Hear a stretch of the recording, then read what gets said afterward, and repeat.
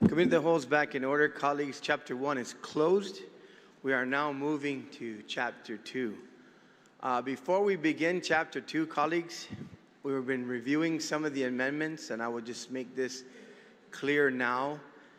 If the amendments are not fiscal amendments, meaning they're changing numbers, finding revenue, whatever else, if they're policy, they need to be in the miscellaneous provisions. We're not changing policy within the chapters of education, health, or others, because those are policy decisions, not the budget of the agency or entity or whatever else. So those are going to be referred, that they have to be placed. So if you want to do those amendments, you could go and now do those amendments, redo them in miscellaneous provisions, but we will be ruling them out of order in the chapter if they are a policy decision. Are there any that are they going to let us know? Yes, so what is going to happen, I'm not going to eliminate them, but as I call them out, when we get to, when we get to that portion where amendments, where we finish discussing the chapter, then I will let you know that this amendment is a policy decision. It is not a budgetary matter. It's a policy decision, so it needs to go to miscellaneous provisions. Senator Gumatato, you're recognized for the first round. You're the one that's here. 1 minute recess.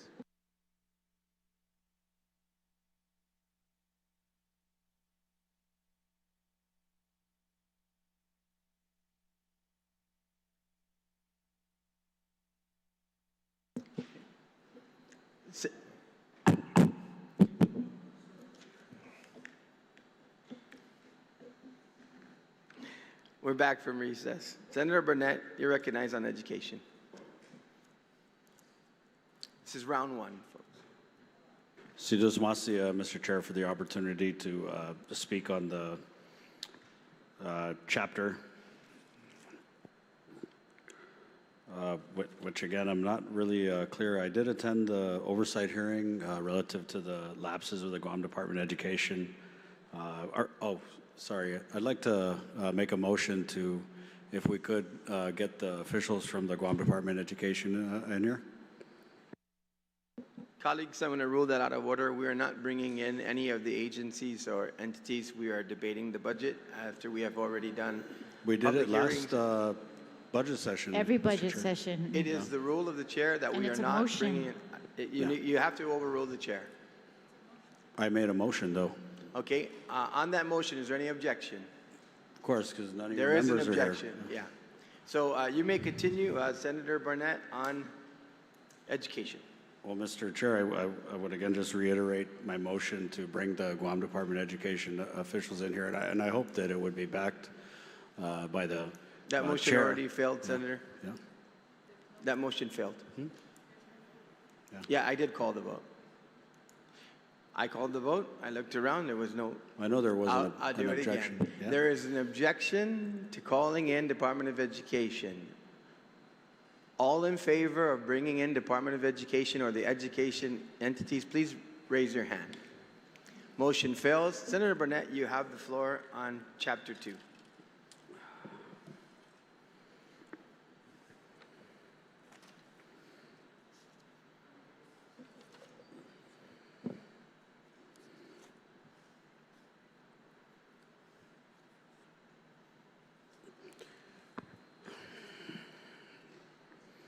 Well, Mr. Chair, I'm pretty sure I'm not the only member of the body who would like the opportunity to ask, Superintendent Wampad and our finance team questions about their budget. I know that the chair has some information that he's gotten from them, but it's just a little.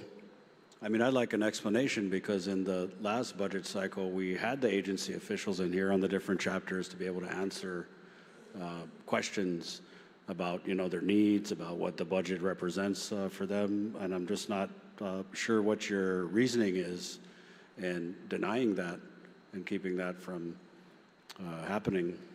Mr. Chair, it just seems very prudent and reasonable. I know that you've publicly stated that we're going to be voting on this budget in 6 days.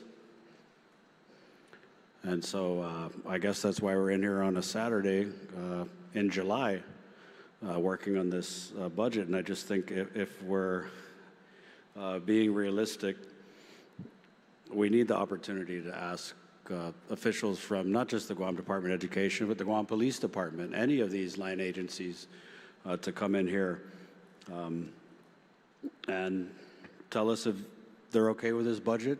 Do they need funds in other areas? I mean, it's pretty basic. And again, I've been in public office for 3 years, and every other budget session that I've been a part of, we've had the ability to ask questions. We've had the ability to get answers from different officials. So I don't know if you'll yield, Mr. Chair. Like, what's the reasoning? Senator, that's not correct, and you can go back to the tapes. There is time to time that we bring in agencies, and that is when there are major policy changes or there's differences. Last year, in the fiscal year discussion for fiscal year 2026, we brought in education, the hospital, and some others because of the fact that we had made a major policy change on BPT, and we were questioned many times in terms of what the impacts were.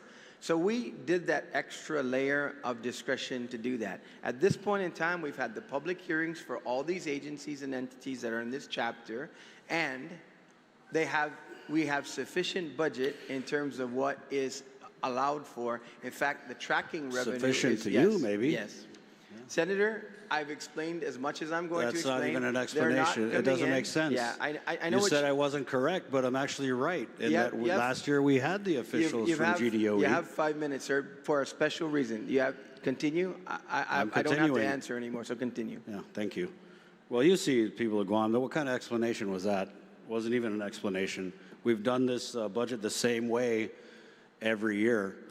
This year, we're in here a month early, and the only reason I can think of is because, I don't know, they want to head out the last couple weeks before the primary and campaign on how much this budget shortchanges the people of Guam, including the Guam Department of Education. Mr. Chair. So, Sizus Masi, and I'll continue in the second round. Buen Pabetsu. Senator Talay, you're recognized on Chapter 2.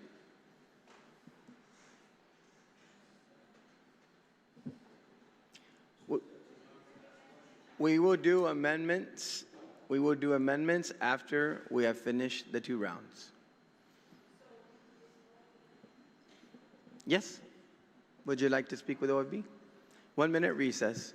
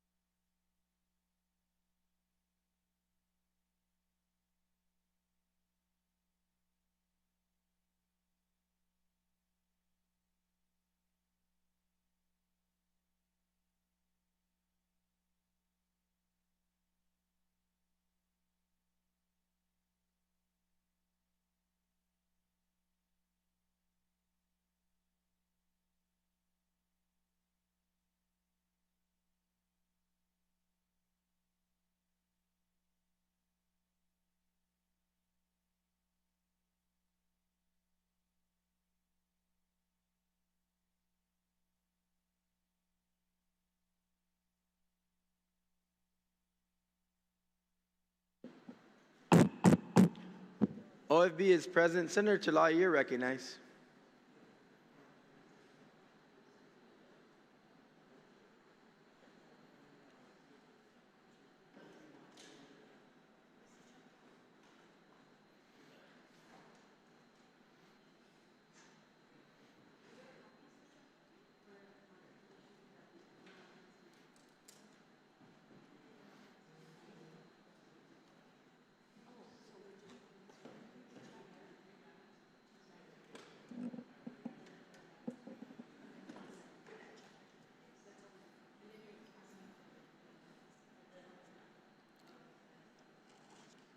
Jesus Masi. Mr. Chair, for OFB, the BBMR yesterday told us that we were not funding education maintenance here, and that we need to look at that because we're going to be receiving these schools, we're going to own them at the end of the fiscal year, and that we should start maintenance on them. Does this budget include maintenance for those schools? OFB, can you address that? Please address your questions to OFB. I did. Yeah, thank you. The answer to your question, Senator, is yes. We did have a conversation with the superintendent, and we did acknowledge and we did notify her that we are providing funding in the budget to cover the 4 schools that will be completely off the debt service this fiscal year. Where is that? It's built into their operation level in the FY27 appropriation.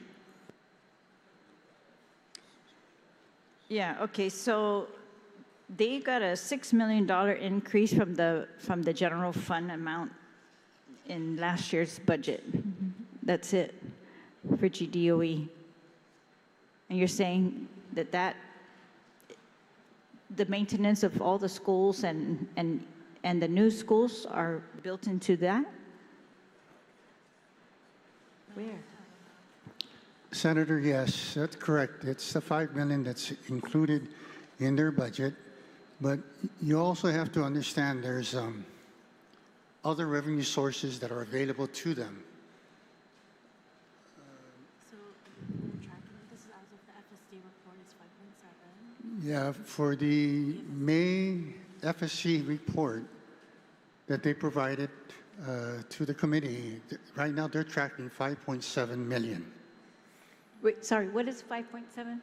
The FSC meeting that we had last month, they reported out that they're tracking a lapse of 5.7 million. Lapse, okay. We also got, remember, based on Yeah. the law, they got a surplus, so they could use that. They could With 6 months. 77 million from the audit.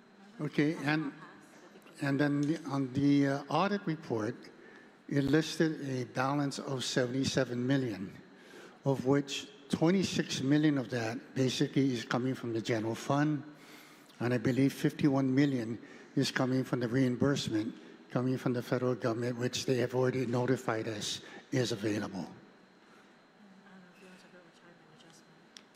They realized a savings of 4.2 million when we made the adjustment in the retirement rate. And the mess is just a few thousand here, 100,000 there. But essentially, I think in total, yeah, in total, I think it's roughly about 6, 7, 9, 10, right? 11 plus the 26, right? Yeah.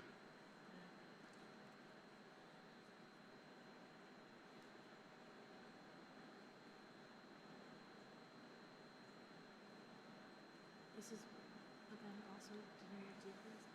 77, this one is actually, this one is 86. No, so roughly, Senator, if you include the lapses and you include the 26 million as a result of the 77 million in the audit, they have close to about $36 million to utilize in FY27.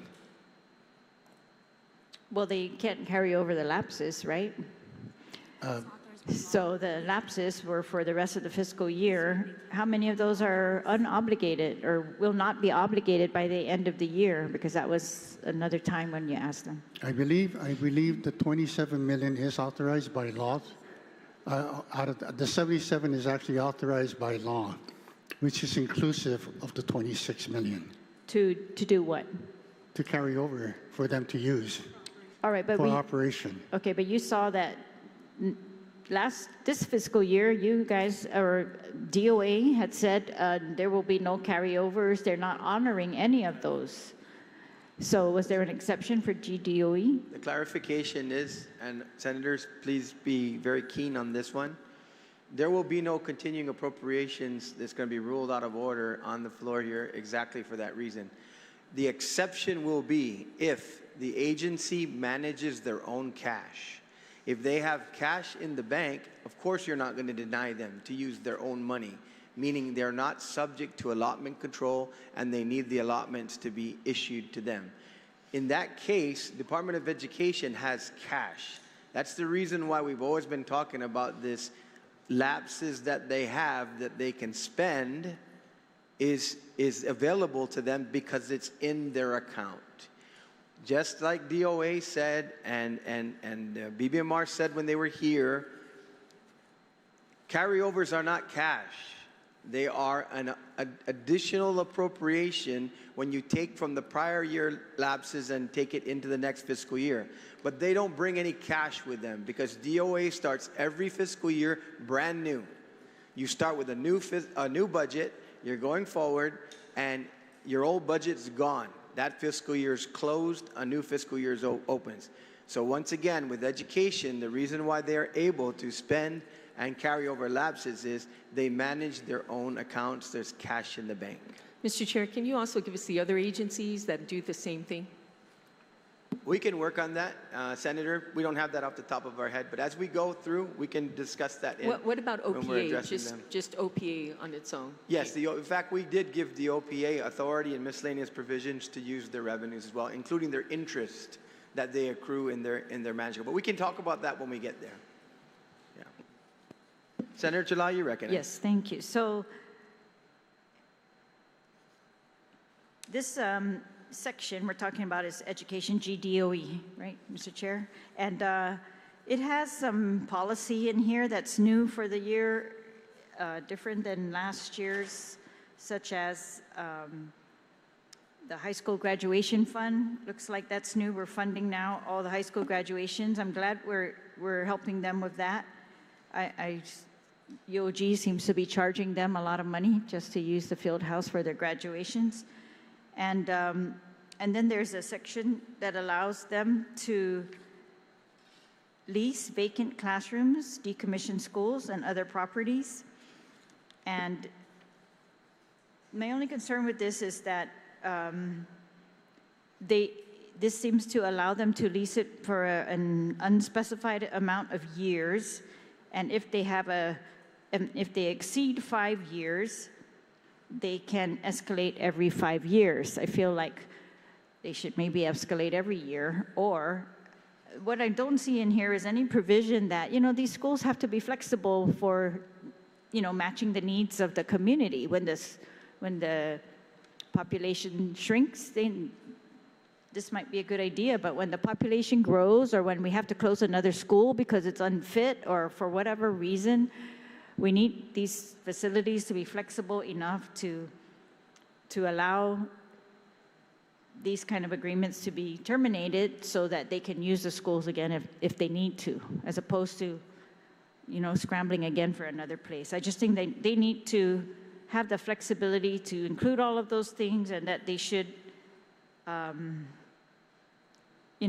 really come up with some kind of regular rules to do this so that the public will know what kind of purposes are they going to be allowing in these schools next to kids. How are they going to determine the amounts? It's, it gives some parameters, but it's not really very clear. And then I think that they should retain the flexibility to end those leases with like 120 days or something, so that they can use the schools if they are necessary, or typhoon conditions, whatever changes. That's why I think GDOE has to really be flexible. But can you tell us, Director Guerrero, remember after Typhoon Mawar, 20 million, I think 20 million of GDOE's money was transferred to Typhoon Mawar recovery efforts? Was that money spent? Was that money spent on GDOE?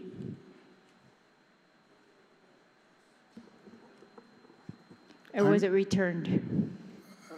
As far as the money being spent, Senator, I do not know if that particular 20 million was spent. nor am I aware of any part of that money being returned back I think, to the general fund. all right, so did our last budget say that it should be returned? I think that was the chairman's appropriation years before.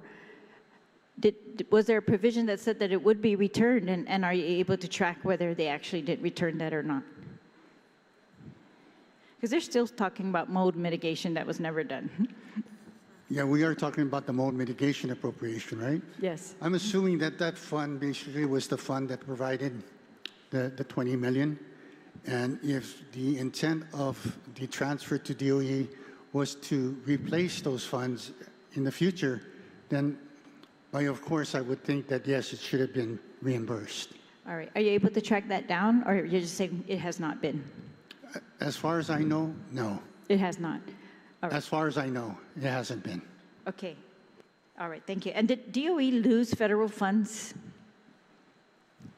Weren't they the one reporting that they lost federal funds? And have we replaced those federal funds with local funds for their programs? I am aware that DOE receives quite a few monies to run their federal programs. Whether or not any one of those monies or any of those funds were utilized as this emergency recovery part, I do not know. All right. Jesus Mossy, thank you. Senator Perez, you're recognized on Department of Education. Thank you, Mr. Chair. So I believe in the budget sessions, I think they were requesting a higher amount. And I believe because of capital improvement projects, is that correct? I'm sorry, Senator, can you repeat that? Yeah, during the budget hearing, I believe the superintendent was requesting a higher amount to pay for capital improvement projects. Is that correct? I believe there was a request for that, Senator. Yes. Okay. And with the 77 million that was, I guess, passed into law that they can use their lapse funds, what was your discussion with GDOE in regards to ensuring, so the big issue, one of the biggest issues is making sure that they reopen in time for the school year. And so it's great to see that they've been improving, you know, from the C now to the A. We see a lot of A grading for their sanitary permits.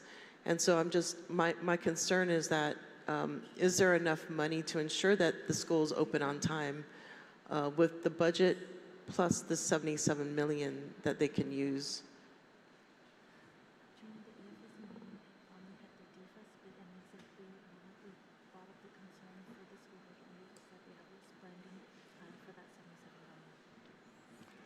Senator, if I recall back in May's EFS's meeting, when we spoke to GDOE regarding the upcoming school year, they assured the committee that at that point they would have sufficient resources to get the school open on time, utilizing the 77 million that is available to them.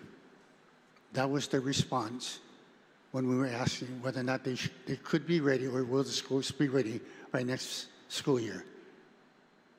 Yeah, I think it would have been important to have DOE here to give us the update, because I know during Swanson's time, you know, he was only able to procure money, upgrades for, I believe, 7 schools.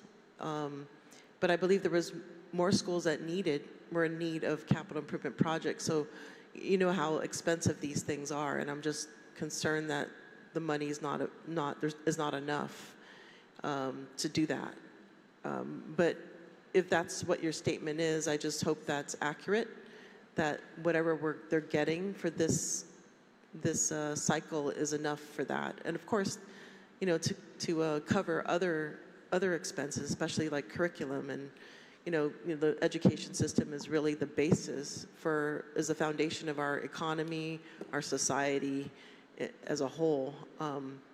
And it's really an investment back into our community. So I just wanted to register that concern. The other thing about the section that was pointed out by my colleague is where they can rent, it would authorize DOE to rent their schools based on square footage. So we ran into some issues when that bill was passed. There was a bill that was passed to authorize DOE to lease out their schools. And one of the issues that came out was the school that got decommissioned, which was Chief Brody, one of the classrooms was funded by GURA. And so because it was decommissioned, that money had to be returned or had to be paid back to GURA. That's the concern about this particular bill. It doesn't indicate any kind of liabilities in regards to leasing out the property. And the other thing that came up in that discussion was the facility may be operated by GDOE, but the land may be owned by a different entity. So Chamorro Land Trust, for instance. I think it's critical to ensure that we do our due diligence. And this bill does not seem to do that in this particular section in regards to who has access to the benefits, right? And whether the benefits is solely GDOE or would it be shared by other entities, particularly the land in which it sits on, who is that land deeded to? And so that's something that really needs to be included in this bill to ensure that the due diligence is done.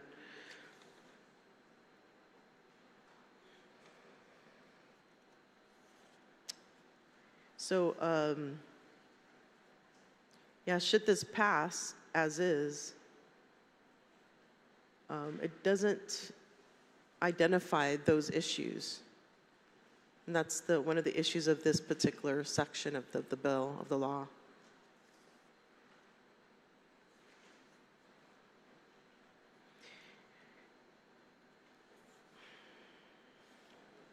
And of course, federal funding. So what is your knowledge about federal funds for the upcoming year? Okay, the time is still running and Mr. Chair, I yield my time to Senator Perez. You have additional 5 minutes, Senator Perez.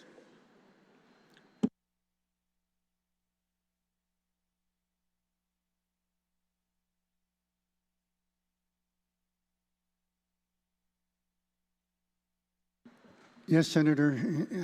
To answer your question regarding the use of federal dollars, the only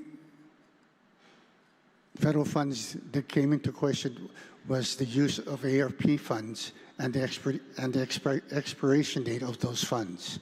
No other federal funds or federal grants were indicated or brought up in the discussion as far as the utilization in any form, shape, or manner on the lease of these facilities that DOE will potentially, hopefully, lease out in the future.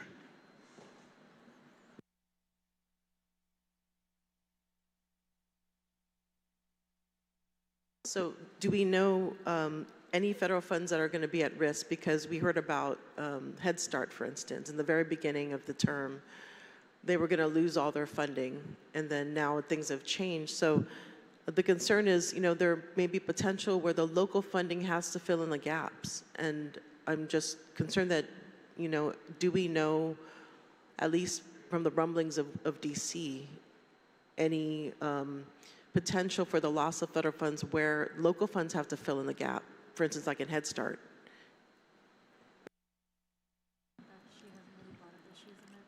Yeah, based again on a recent EFSC meeting in May, where we discussed the entire financial condition of GDOE, nothing was brought up during the May meeting or even meetings before that indicated that they are in arrears or there are outstanding obligations that need to be paid that could not be paid with the intended original funds that certified those obligations. Sir, my question was in looking forward regards to federal funds that GDOE relies upon. Is there a potential for any of those funds to be removed or taken away that GDOE relies on, and therefore we have to then fill in the gap. That was my question, not whether they're going to be paying, they don't have access to funds to pay for a current project. To my knowledge, Senator, nothing has been brought up to us in the meeting in that respect. Okay. And as far as energy costs, what's the total energy bill for GDOE?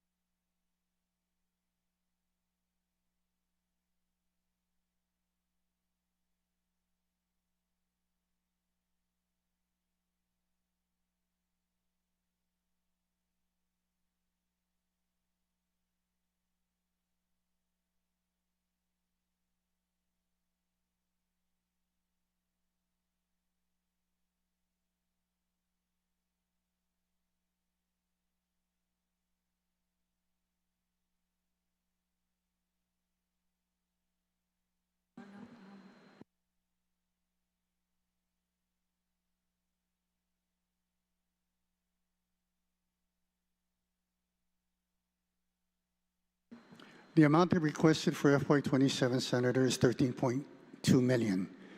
That amount is also embedded and incorporated and was included in their 27 ceiling. And does this take into account the increase in LIAC? And what is the increase? What would it be with the increase in LIAC?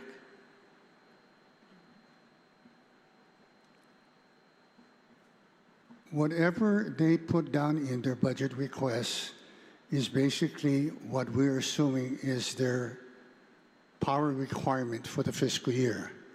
What the actual amount is when they pay at the end of the fiscal year, we can say there's a gap. I don't know what that gap is because the power cost fluctuates every month. But whatever they request in terms of appropriation in the beginning of the fiscal year is what we appropriate for. So I guess can you estimate, maybe the direct question to you is, can you estimate what the cost would rise to considering the LIAC increase? Senator, at this time, there is no way for us, and I don't think anybody would know what the power cost would be 6 months from now, other than the fact that what GPA says, what the LIAC cost will be for the next 6 months, 3 months, we can estimate. But then again, power is one of those variables that changes every month.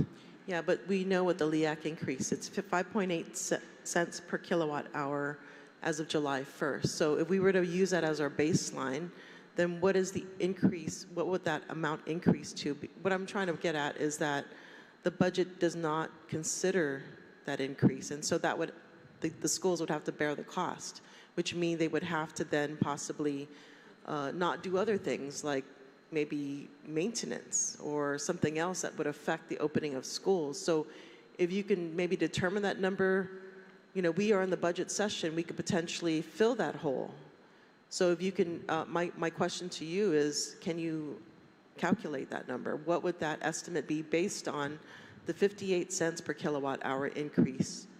Senator, to answer your question really quick, I don't think in the history of OFB or BBMR have they ever determined the power cost by kilowatt hours. Well, do we know? What know? the departments do is they estimate what their total power cost is for the year based on the given rate at the time. They don't know what the cost is future. So if DOE is asking for 13 million for next year, we appropriate 13 million. Yeah. When did they submit If you're that? asking me if there's a variance between the actual kilowatt hours rate and today and versus tomorrow, I don't know. But I can probably give you, if you give me the time to figure it out, but I won't be able to do it today. Well, I mean, we're rushing through this budget, so, I mean, if you can expeditiously determine that, you as the OFB director, this is critical because we're talking about schools here. You know, they're relying on us for funding, adequate funding, to make these schools open on time, to ensure our children have safe places to be in. I appreciate So your this concern. is what that means. It's not an academic exercise, Steve. No, Senator, I appreciate your concern and I agree with you. But again, when we do this budget process, we rely on what the departments They're the expert. They know what their cost is. Okay, so you said you're willing to do the calculation. You have a staff available here in the other room. Maybe you can ask one of them to do that calculation. If I'm going to do that, Senator, I want to do that for every department. Because we're talking about education. We have to talk about health. Since We this have is to the talk first, about public safety. Since They're this just is the as first, important. so this I is don't the first have agency, the might as well expertise to get on it. to that degree. I don't have that expertise. No one do I have the staff to do that. Mathematically, Down to that point. it can be determined. Well, I can do it mathematically. Just give me time. But I'm telling you, we've never done that in the So I'll past. take you up on that. I'll take you up on that. You have time? I think there's enough probably time give you that information from now later on. until we do more amendments. So I'll take you up on that offer. Okay, thank you. Insurance. Do we know the cost of insurance? We know that obviously insurance costs, in some past budgets, we had to adjust for it because of the increases. From your knowledge, the knowledge that you have, do we know any increases related to GovGuam insurance? That question, Senator, is almost exactly the same question you asked me of the power. No, I don't know. So when does that finish? When are those negotiations are completed? The negotiations for health insurance costs, Senator, is done annually. And normally, I believe it starts in January, February, with the health committee that's put together with all the health professionals in GovGuam.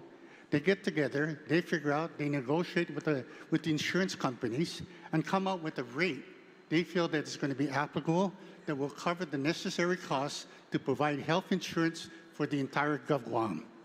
Maybe I can ask this question of the chair. Does the chair know the outcome of the negotiations of the insurance? And when is that due? Senator, I'm not aware. And once again, I'm going to remind the body as I look at the former chair. This is a budget plan for fiscal year 2027.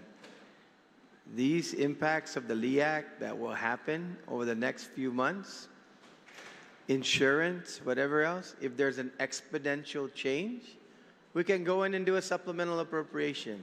But as we listened to the BBMR director yesterday say as well, that the normal way, those of us who have run government agencies, that government agencies handle any cost factors and changes is to do budget modifications within their budget.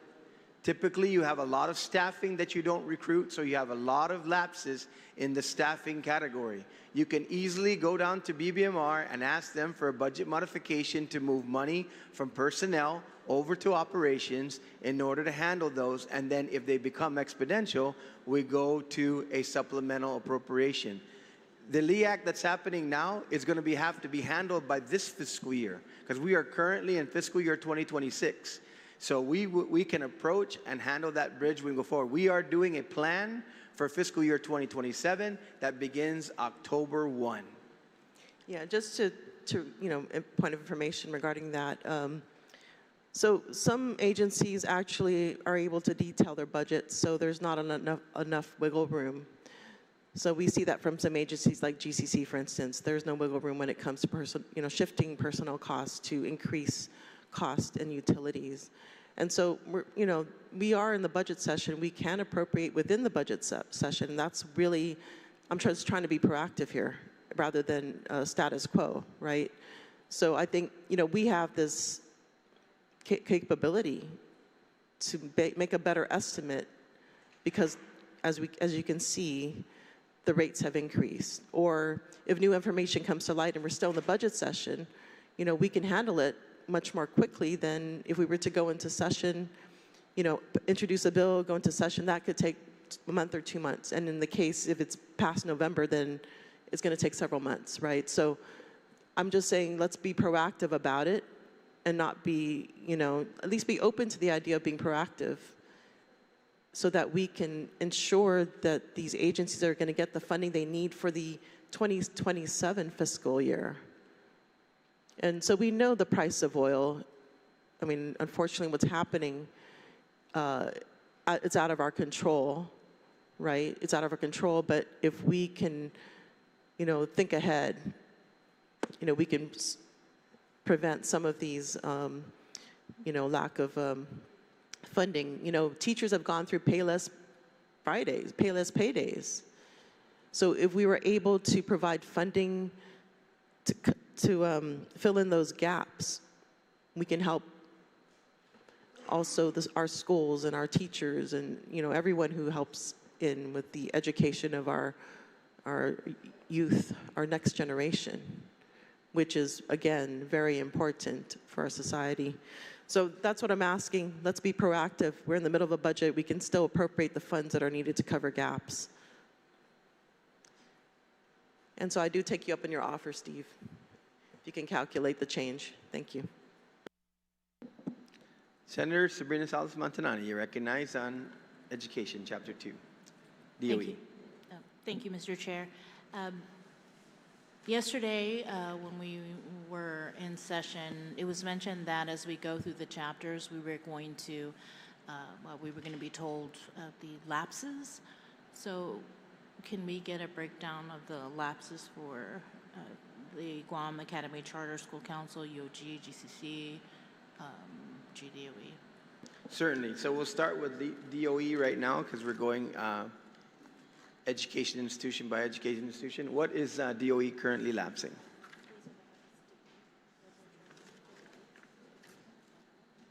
And then for charter school from the May CRER. For GDOE, as of our May EFSC report, 5.7. they are tracking 5.7 million. That's the estimated tracking at the end of the year to lapse at 5.7.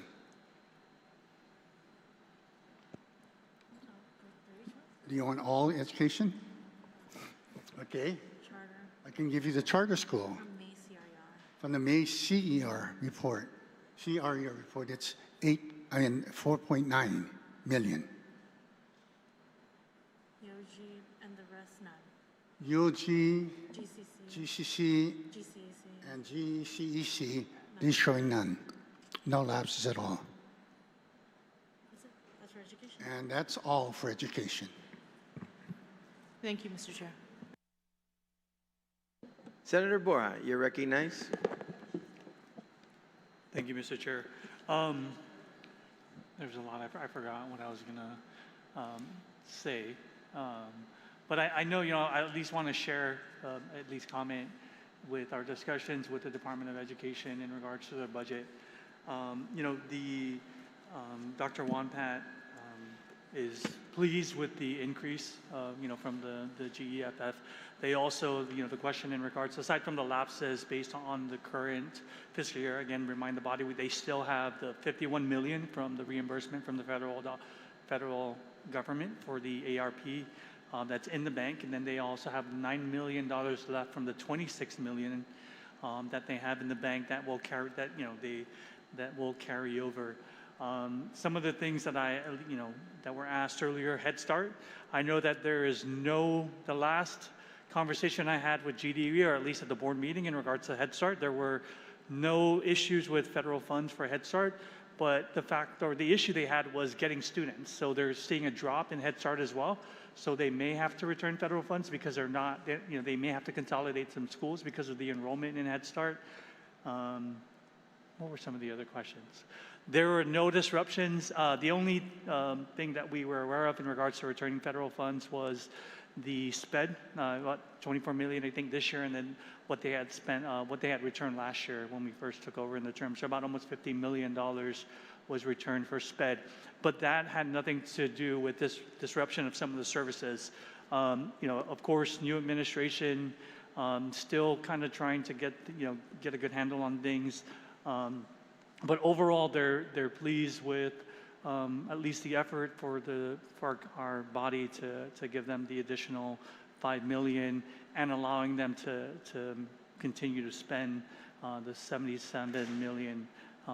But other than that, I don't have any other comments or questions, Mr. Chair. Thank you. Excuse me, Senator. Senator Lujan, you're recognized.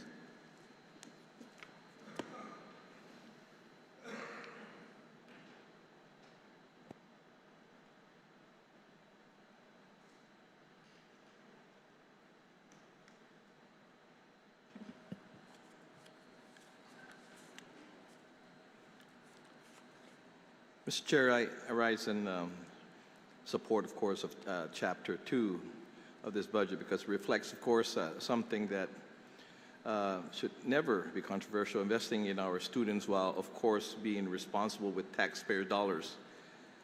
This budget before us provides the Department of Education with more than $272 million in operational funding.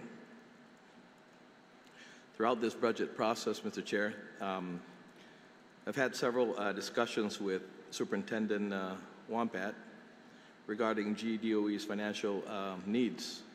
And based on those conversations, I'm confident that with the $272 million this legislature has appropriated, the superintendent has stated that she can make the department work.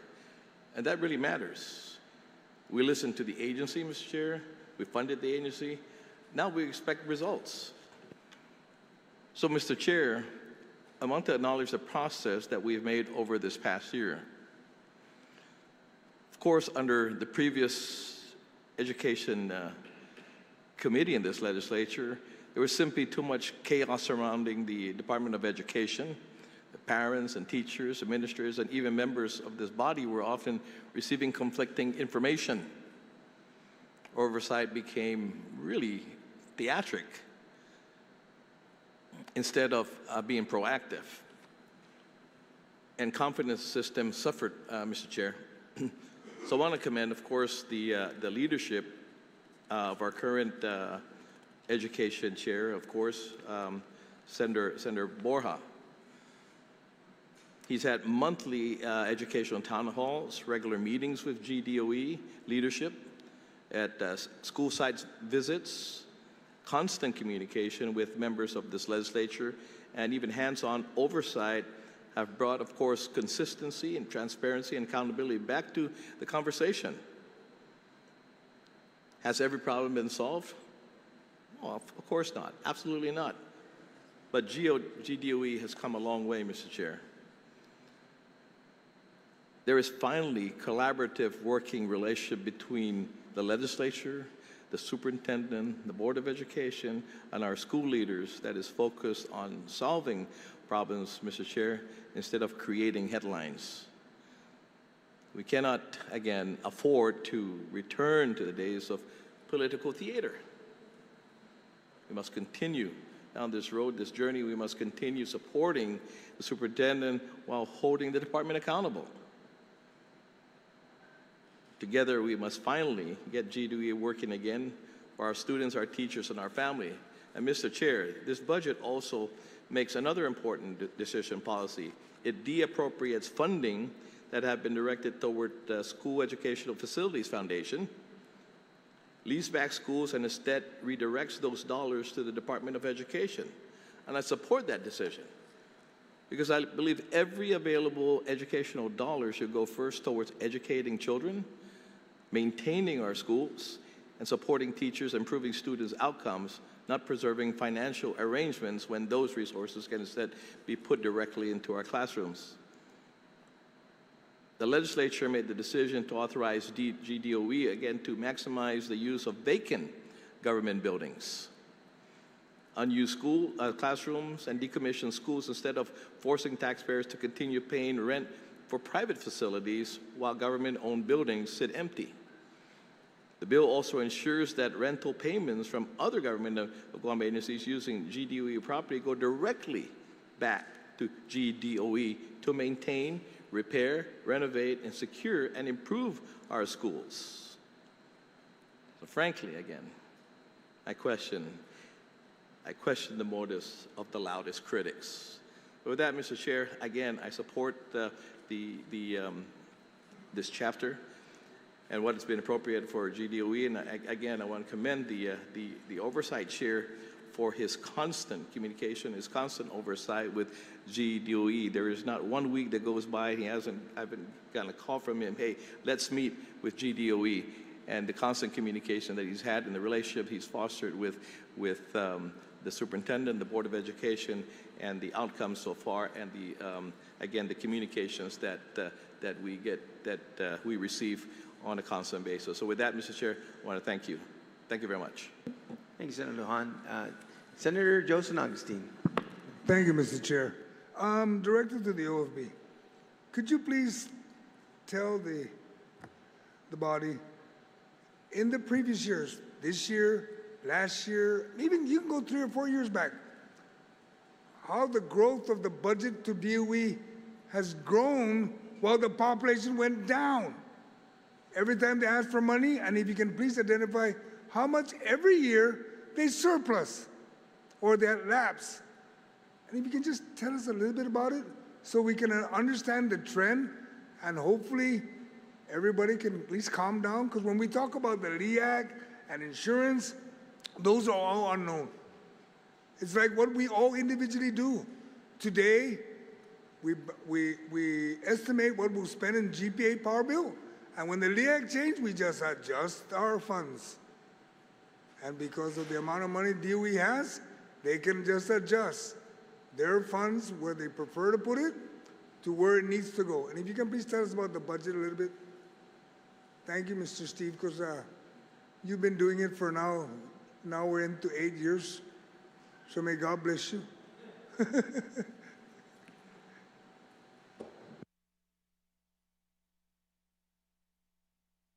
You can start with this year, 272, and then go back, I think it was 268 or 258, and just go back as far as whatever you have in front of you. I just want to make sure it's understood that DOE has always gotten money, and they've always lapsed. And I need the public, the people of Guam, and my colleagues to hear that. So we don't point fingers that we're not planning. Senator, let me just go back at least 6, 7 years where my mind is kind of like still fresh. Anything after than that, I would have to actually go to the archives to figure this out. But I don't think it's a misnomer that anybody knows that the student enrollment in the education system has drastically dropped down. Over the last 10 years, I believe the number is like 10,000. So during the course of reduction, and even if you calculate over the last 10,000, 1,000 students per year would be reasonable if you do the calculation. But at the same time, it's amazing how the cost is not correlated to the downsizing of the system. It does the opposite. Although we lose student enrollment, the cost to run the education system has risen dramatically. Just last year, I believe, from 25 to 26, we grew GDOE's budget by 10 million alone in 1 year. Yet the enrollment keeps going down. I don't know how to correlate the loss of pupil enrollment with the upscale costs of running the education system. The majority of the cost in the education system is paid on salaries and benefits. Those are genuine fixed costs that does not change regardless if enrollment goes down. Everything else we try to correlate, contractual obligations, utilities. We hope that, well, utilities is a good example. We have a school that accommodates 100 kids, 500 kids, 1,000 kids. Whether or not you have 5 students in the classroom, the power stays on. Whether you have 30 kids in the classroom, the same power consumption is being realized.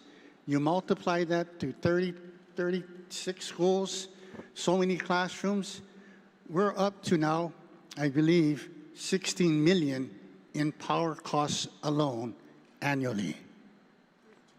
Enrollment is going down. Power costs is going up. That's a good example to see the correlation of why things are not going hand in hand. Salary continuously goes up, regardless of the enrollment. The cost of salary continues to climb.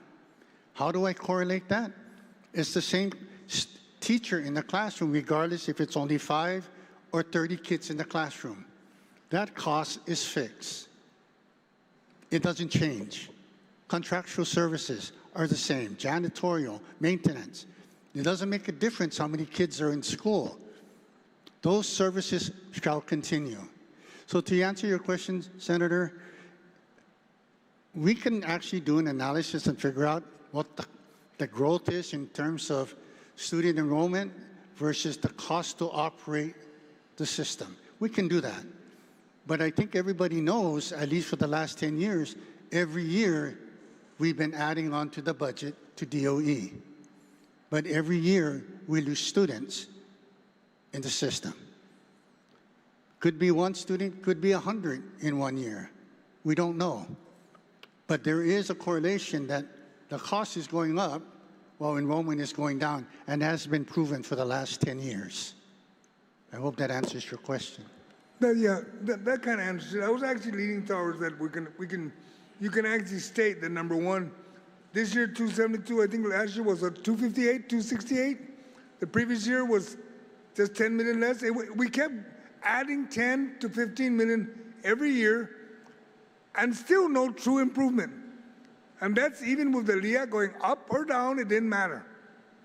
Okay, the next question I have is, could you tell us, please, what is the DOE maintenance of effort requirement for this year to fulfill federal funding requirement? Do they have it? Maintenance of effort. Because as everybody would be thinking, my colleagues be thinking, how do we protect our federal grants? Well, we have to fulfill the maintenance of effort. It's like $1 for dollar or $1 from GovGuam versus $5 from federal government. Maybe you can explain that to my colleagues. Give it a shot, Steve. Senator, if you take the last 3 average of the total appropriation, and you take the required percentage of that to come up with the MOE, they are meeting that level.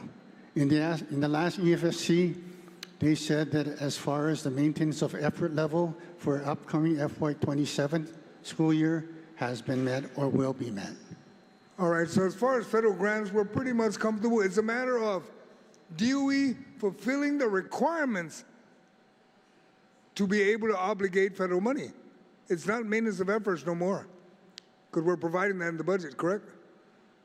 To my knowledge, Senator, yes, none of their federal funds or grants have been jeopardized as a result of the lack of or not meeting the MOE. Okay, now the next question I have is maybe the chairman can answer, or you, Steve.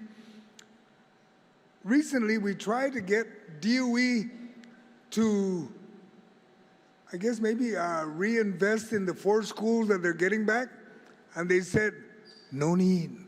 As a matter of fact, I think they didn't even want to meet with us, Mr. Chairman, because that was my bill, to get it refinanced, and they chose not to.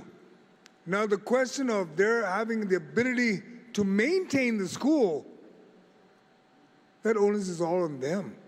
And with the estimated $55 or even $20 million is more than sufficient to maintain those 4 schools. Yeah, that's correct, Senator. So that's why we reinvested, the debt service. It's gonna sunset in the end of September, going next fiscal year. And the superintendent said, I'll be happy. Give me that money. Because as you know, when you were there too, they were starting to build their maintenance crew, and they said, let us show you that we can do it.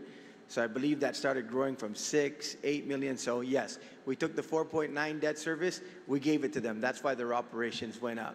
And as I remember it, when I came in 22, working with you in fiscal year 22, I believe it was 209 million in that fiscal year. And now we're at 272 general fund.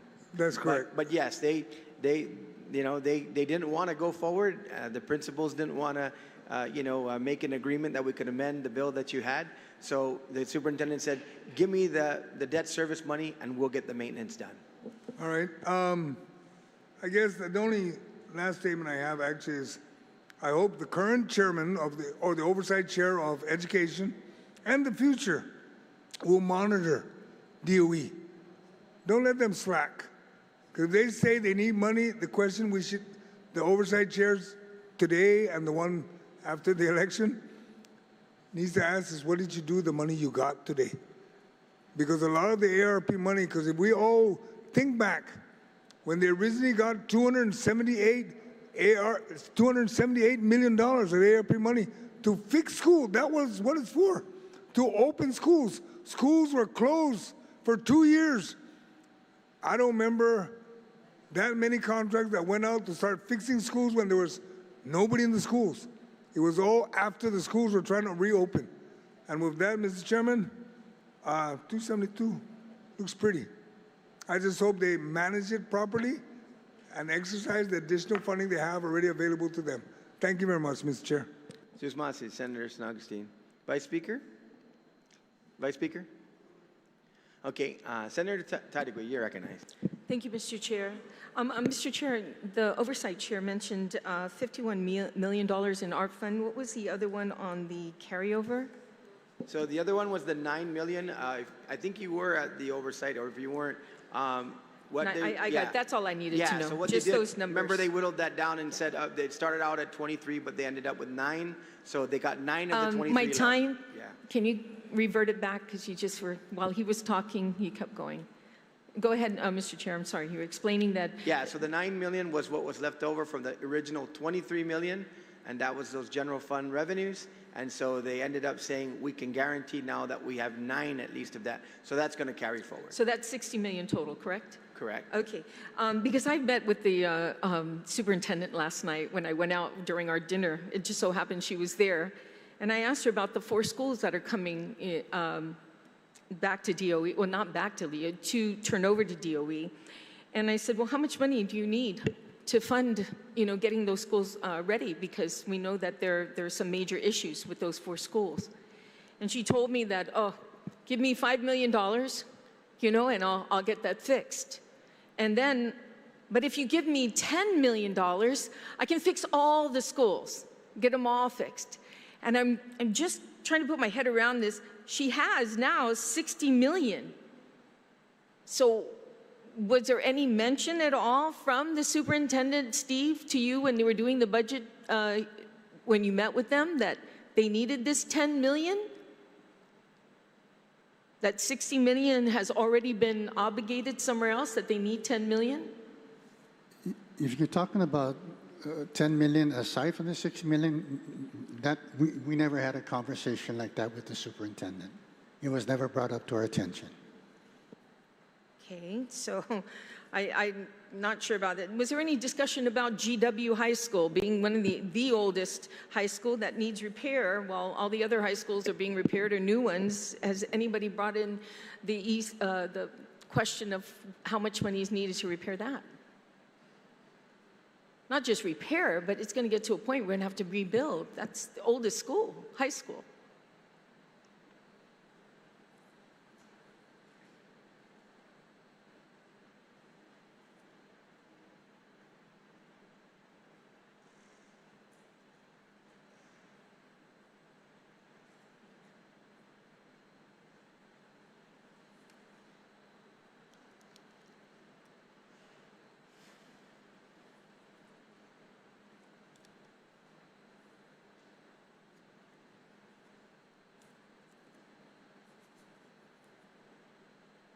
Senator, in the EFSC meeting, GDOE officials did comment about the need to maintain its facilities.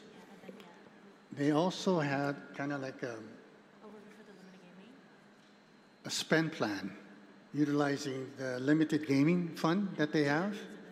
And portion of that went of about, I believe, 153,000 was for the GW Aircon system, and about 140,000 was to be used to fix the GW field lights. So that was the discussion in terms of any type of maintenance requirements or plan to fix GW. And the cost to inspect these schools before they open up is the burden of public health, or is it DOE?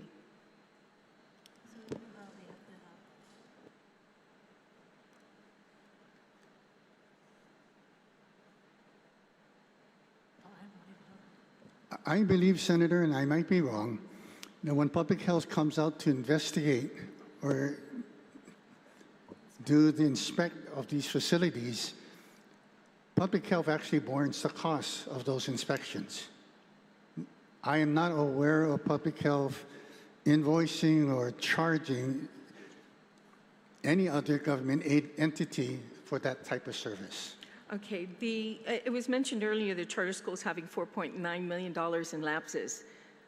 Will they be able to fulfill this obligation to the end of the year for the charter schools? I believe had to do with CFA and GCC, but did they say they'll be able to finish it before the end of the? Yes, Senator. I would assume that hopefully if DOA is current with their No, we're talking charter billings. schools. Charter schools? Yeah, if they're current with their billings, that lapse might go down. It might increase. It just depends again on the processing of these invoices and expenses. But the amount that I noted is the amount that, as of the May CER report, that is what they project to lapse. Okay, so then it is up to the charter schools, because I know the charter schools board director is listening to us right now, and explained to me earlier about how, CFA at GCC, they're now able to get 5 additional rooms to house more students because they had a drop in student enrollment because they had to move to GCC and it was smaller. So I hope she's listening because, the invoices are important because once the invoice is in, then they'll hopefully be able to get their funding that's needed and not lose any money. Steve, can you tell me, in the event they don't have any funding for vacancies, because you said they can't, well, they're able to use their lapses, correct? In both DOE, Charter, UOG, and GCC, right? Even though they don't have, UOG doesn't have, or GCC, but they're allowed to use their lapses because they, like the chairman said, something having their own bank account and their own allotment? They do not. Only education has it. Only DOE? Yeah. Okay. Everything else is just, So the other ones don't. So they won't be able to utilize their lapses. That means, does that include charter schools? Because they're technically kind of under DOE. it does include charter schools. They only get the invoiced amount per pupil. Right. And so if it comes to the end of the year and they haven't been able to invoice for their full population, then that money will lapse. Will they be able to keep it, though? Because you said that No, they GDOE will be able to keep their lapses. No. DOE, yes, but not charter schools. Charter schools have their own accounts. They don't get disbursements from DOE.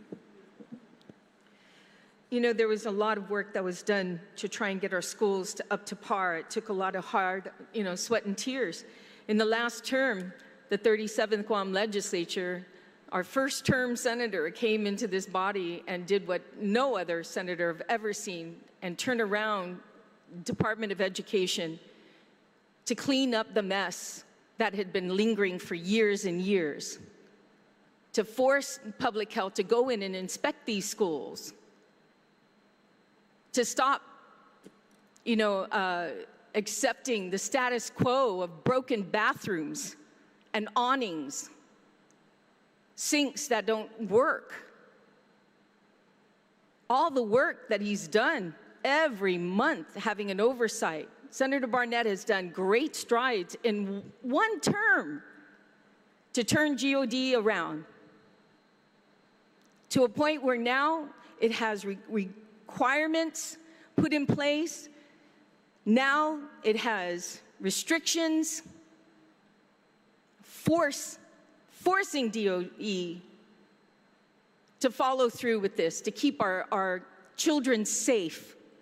They're there all day long. Our parents worry about our children being in a place that's not safe for them.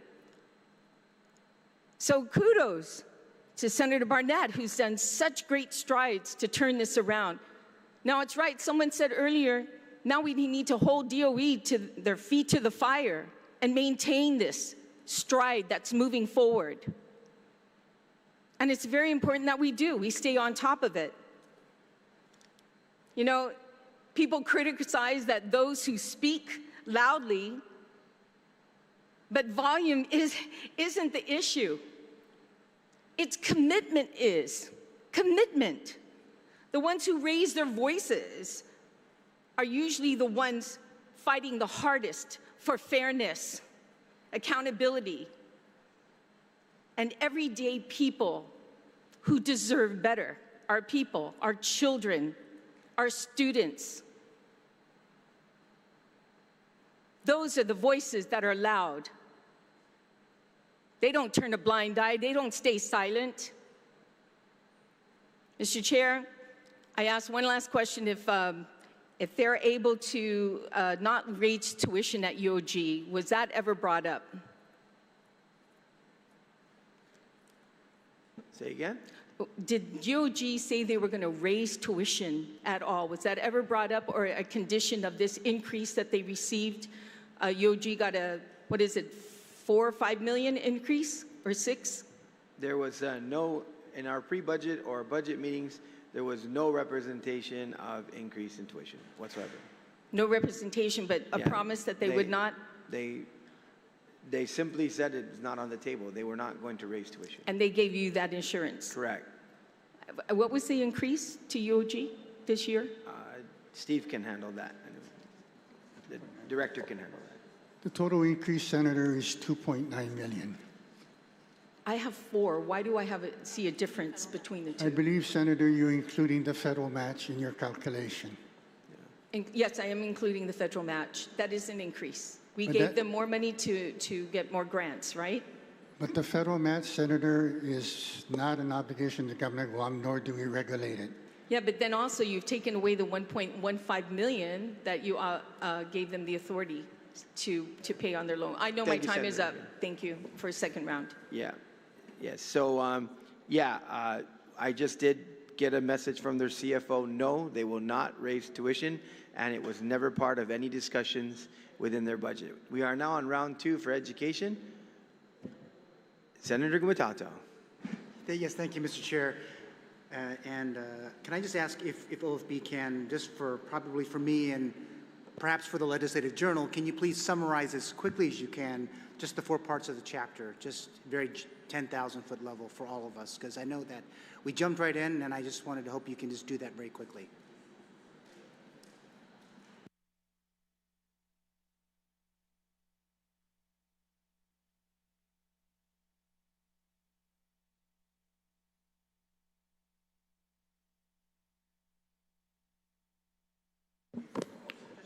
Just the 4 parts of the chapter. Okay. For GDOE, it's 5.7. Charter, For the charter school, it's 4.9. and the rest aren't. And for UOG, GCC, and Guam Education, nothing. Okay, thank you. So let me start with GDOE. Now, I believe section 13 of the GDOE chapter exempts GDOE from BBMR's standard allotment release control for a second consecutive year. What specific safeguards ensure that the self-submitted drawdown schedule is honored without that oversight layer? And is OFB aware if GDOE has missed any quarterly reporting deadlines under the exemption before?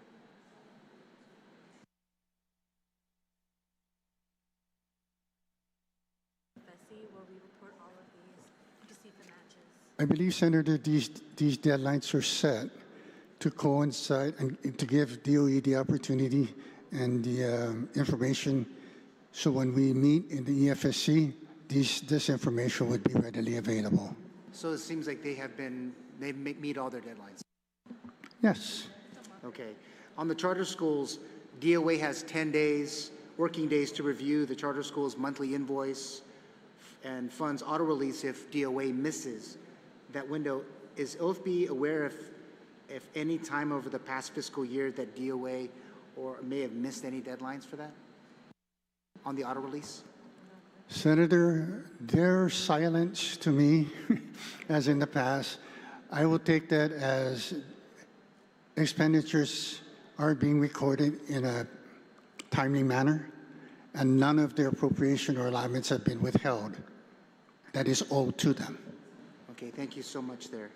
On the UOG, when we were talking just a couple of minutes ago about the increase at UOG, I know it's 1.7 million was for the costs associated with the new buildings, the Student Success Center, School of Engineering, the Weary Building, the School of, it's all to cover the HVAC and the like.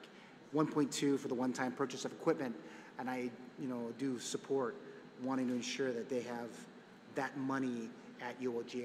I know we haven't had a chance that we were talking about where the increase was, just to help my colleague from Tamuning. On the GCC side of the house, the apprenticeship program drew about $8 million from the Manpower Development Fund.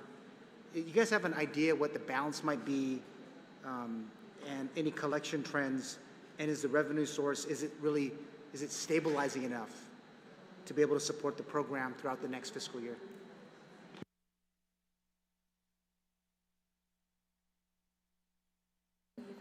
If you're referring to the Manpower Development Fund, which is basically what really funds their operation, aside from whatever fees and charges they charge, so far, from my knowledge, is the funding they've received from both either the general fund or from the Manpower Development Fund has been more than sufficient to meet all their operational needs. All right, thank you. And then I just have one last thing on the teacher certification. I mean, I don't know if we're hearing about any backlogs, but if there is backlogs and their current budget, is it going to be enough to cover their ability to certify our teachers in the upcoming fiscal year? Yes, Senator. All right, thank you so much. Mr. Chair, that's all the questions I have. Thank you. Thank you, Senator Gumatauta. Senator Perez, you're recognized. Yeah, I just want to go back to that section 19 of this part of the budget bill, where it basically circumvents the public law that we passed that authorizes GDOE to lease its unused or vacant classrooms, decommissioned schools, and school facilities. So in looking at just a comparison side by side, I think the law seems to have a good structure. And some of the things that we're missing if we were to pass this bill, I know I've spoken to the superintendent when I first spoke with her that square footage seemed like a good idea, but then in looking at the law that was passed, it does provide certain floors, right? So as far as rental of the spaces, that it should not be leased below 60% of the appraised value for Government of Guam. If we're leasing to Government of Guam,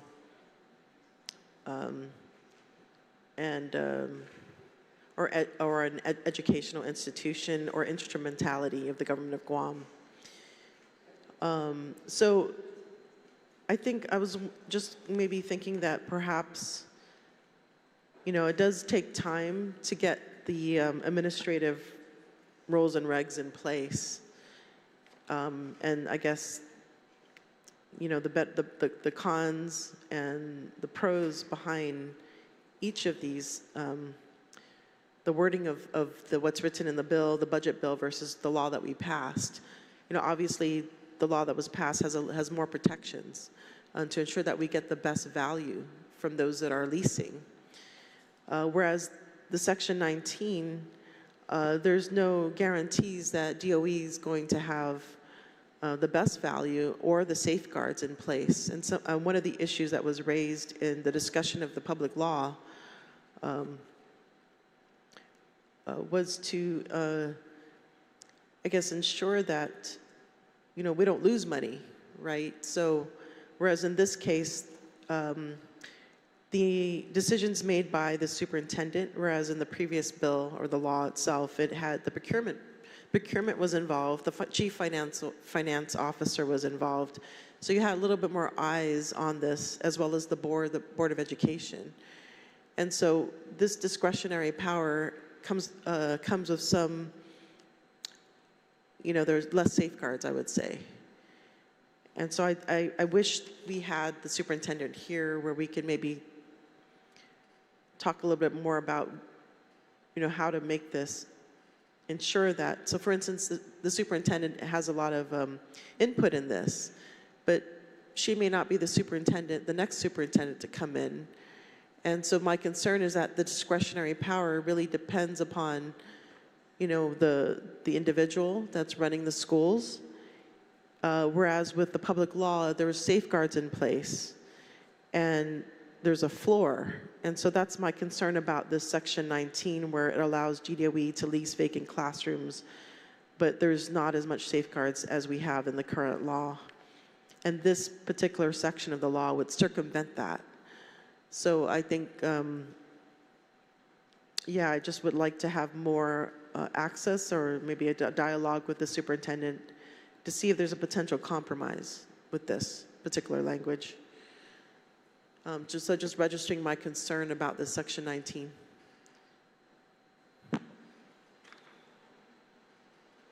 I just want to say that, I do approve of the intent. As much as we know that the population is declining in DOE, the enrollment's declining, many of us here have expressed that we don't want schools closed, but we have to find the alternative where we can find partners within our community to lease these schools so that they can get the revenue to help cover the costs, and in fact, maybe even provide revenue to support, more advancements in the curriculum.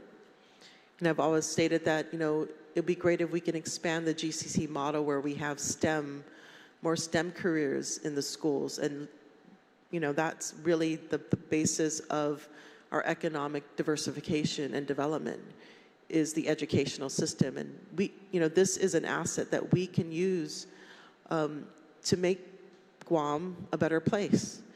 And I just want to make sure that we're doing it in a fashion that's transparent and accountable. Thank you. Ms. Masi. Senator Chalahi, you recognize. Thank you, Mr. Chair. Yeah, I just want to clarify. I had asked you earlier, we're only talking about DOE, but I heard questions about UOG. Yeah, no, we're doing the whole chapter. This is round 2. That's what I thought I had asked earlier. Okay, yeah. So then, all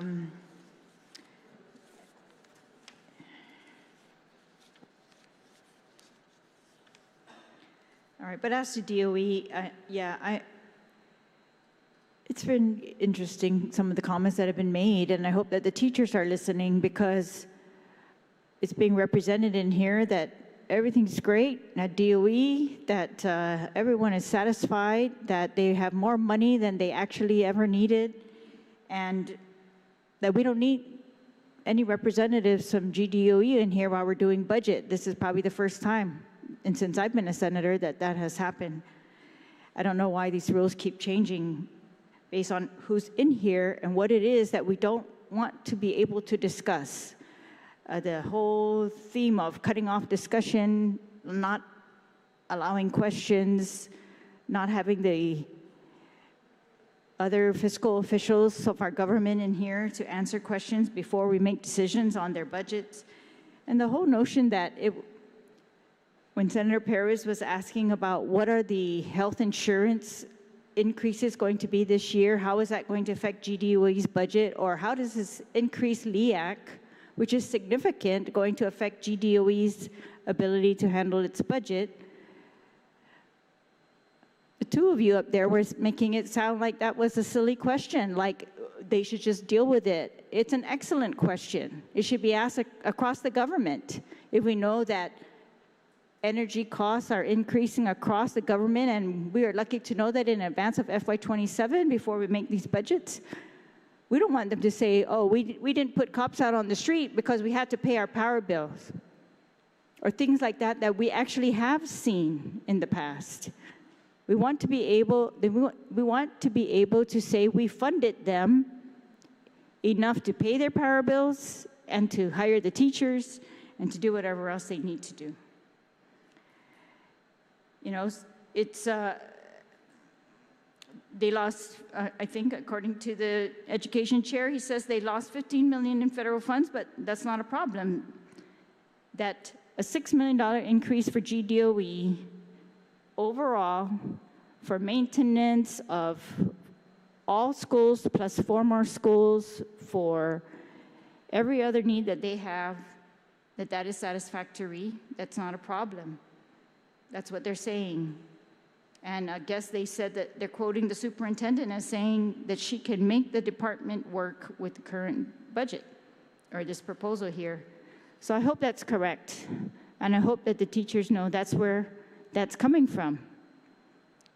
Because I don't know about you, but teachers that talk to me, they seem to have one of the lower morales that I've seen in GDOE over the past years. They're very frustrated. So to make light of GDOE's situation, or to make it seem like, I don't know, it's a lot of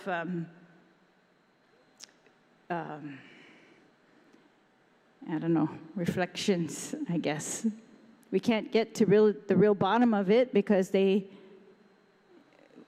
just can't have those direct discussions. But they say that we've increased GDOE's budget every year, and I don't see that to be true. Last year we gave $266 million.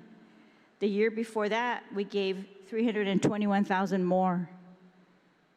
And yes, in the prior years it had increased. And I remember when I became a senator, everyone said and was aware that GDOE had been greatly underfunded in many years.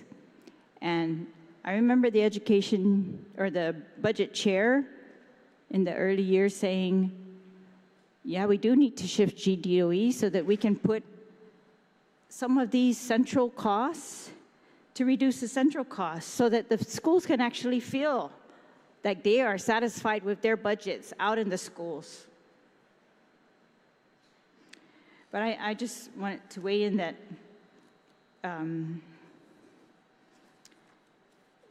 that's regarding GDOE.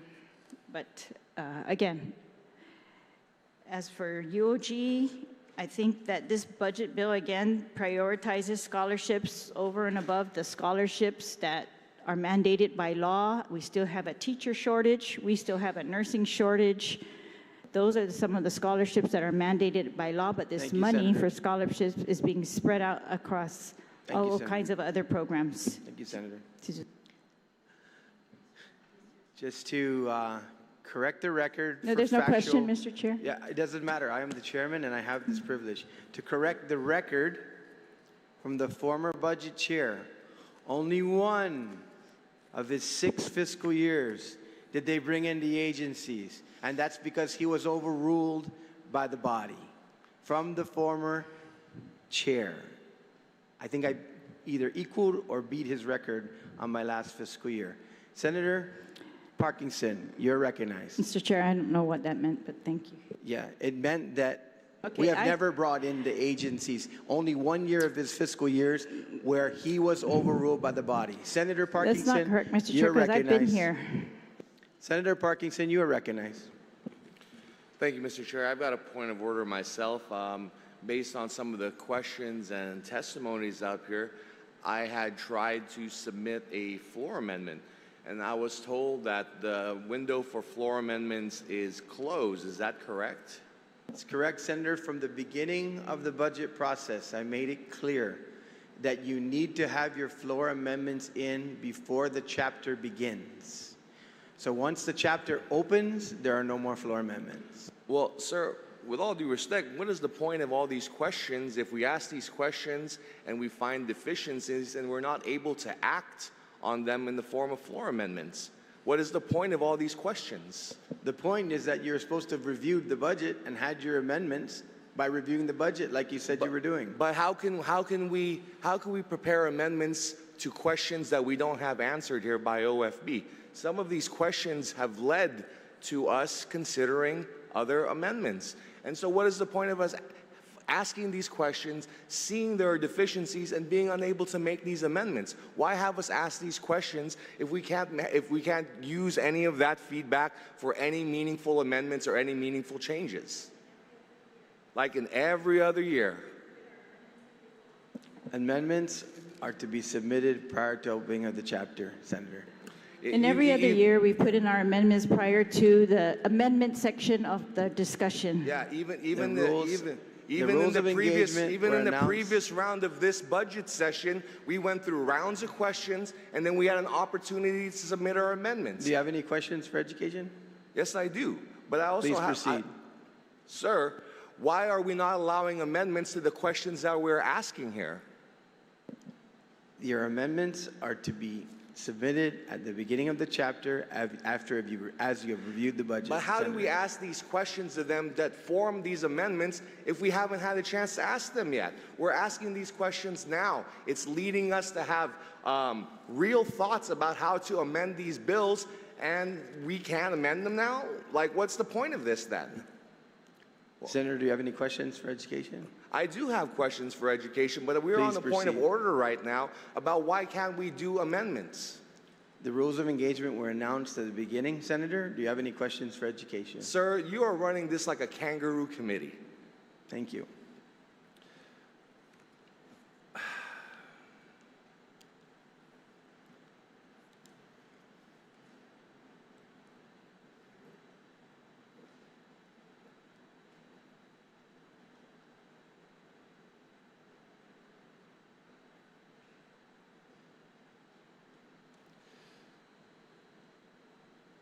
So, I'm not trying to figure out whether education is up in the abstract. What I'm trying to figure out is whether what is protected and what was collapsed into a lump sum into GDOE's budget, and what students could lose if payroll, utilities, and prior year obligations consume this money first. OFB's variance chart shows GDOE general fund operations increasing by $16.8 million versus the executive budget request. But it also shows several education items reduced by 100% versus the EBR, including tomorrow studies, menstrual hygiene products, interscholastic sports, PE activities, ground maintenance, alternative dispute resolutions, and $10 million for school maintenance and repair. FY 2026 law expressly protected $25,000 for menstrual hygiene products and $10 million for GDOE school facilities maintenance, staff, and repairs. The substitute does provide some safeguards. It says funds cannot be transferred out of GDOE, charter schools, UOG, GCC, and other protected entities, and requires appropriations allocations by October 15. But that still does not answer the central question. Inside GDOE's lump sum, what is actually reserved for classrooms and campuses? Can OFB confirm that GDOE general fund operations, let's skip that question.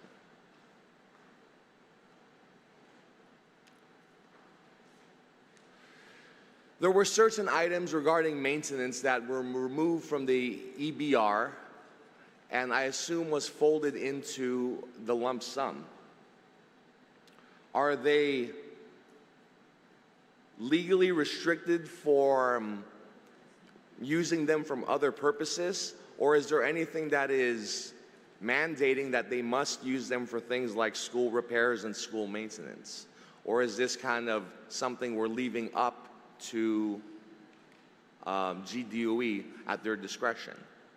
Can this money that we're trying to set aside be used for other things?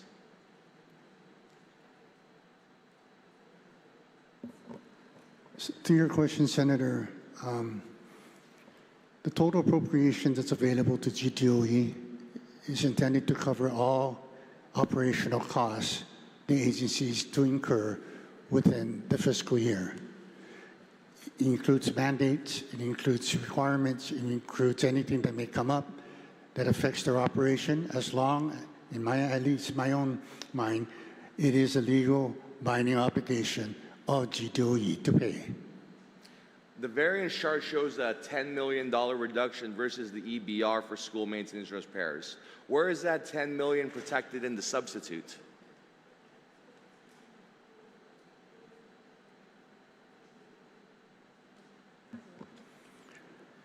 I believe, Senator, the way we looked at it in the bill is that 10 million was above the 26 million that we were looking at, that was available to them for the use of them to cover operational costs. So that money is not included in this budget? Not 10 million, Senator.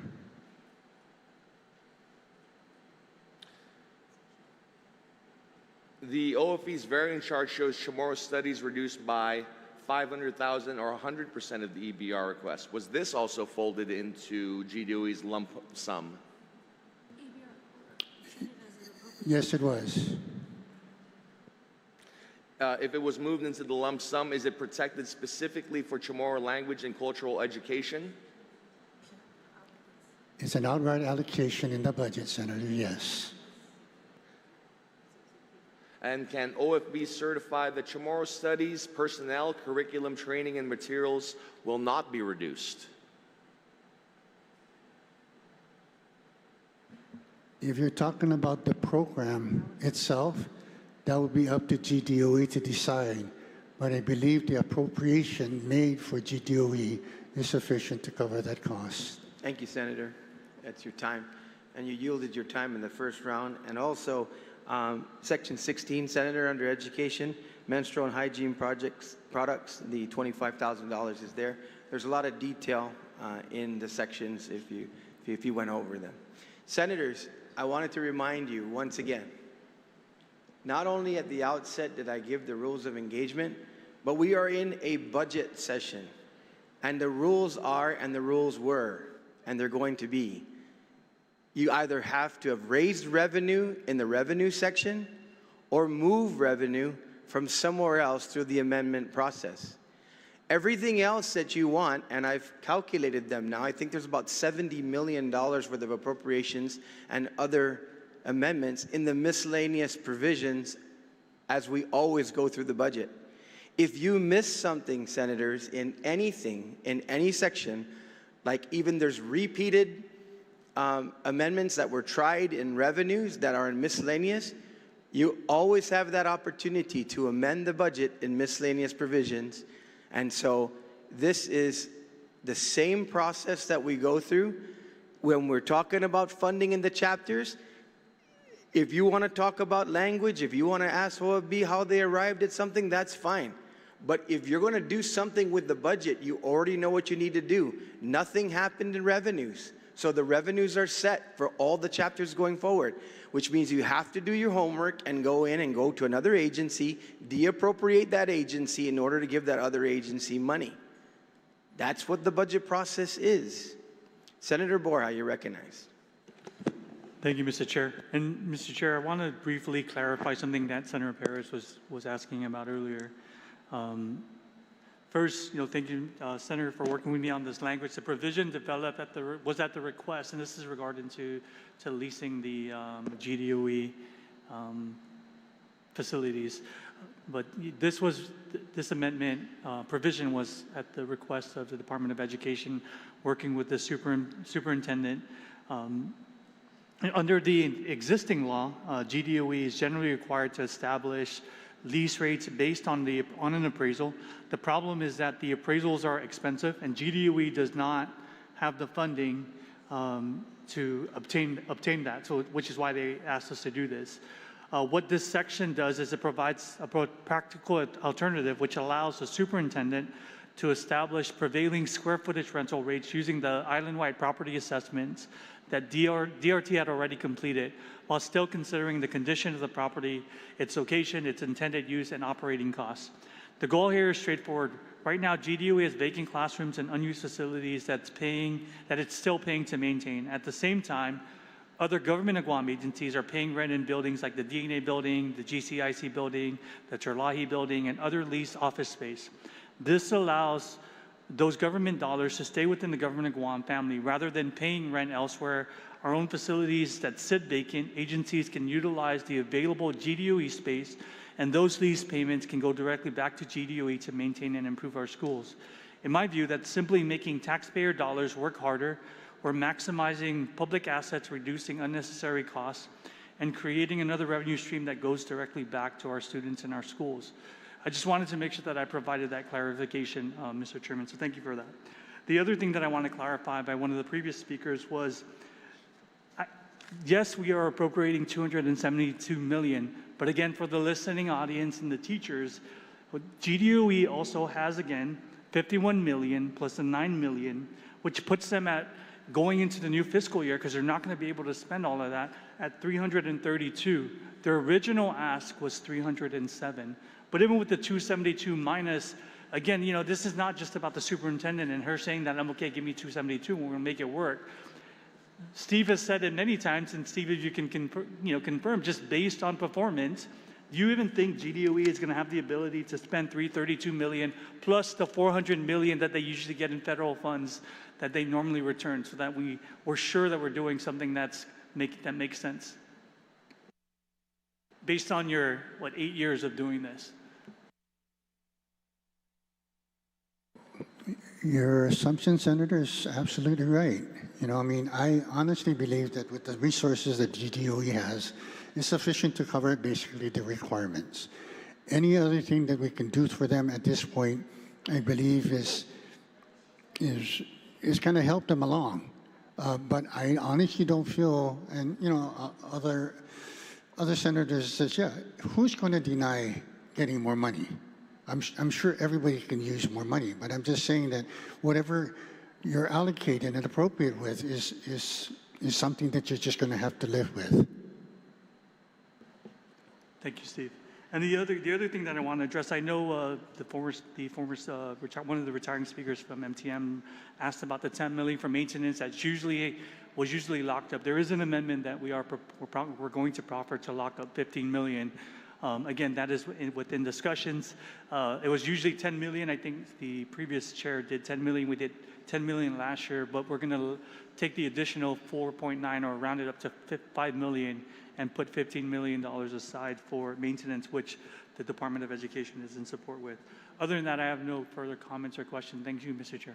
Susmasi, Senator Bora, and I've got 2 questions again, so I'm going to address it.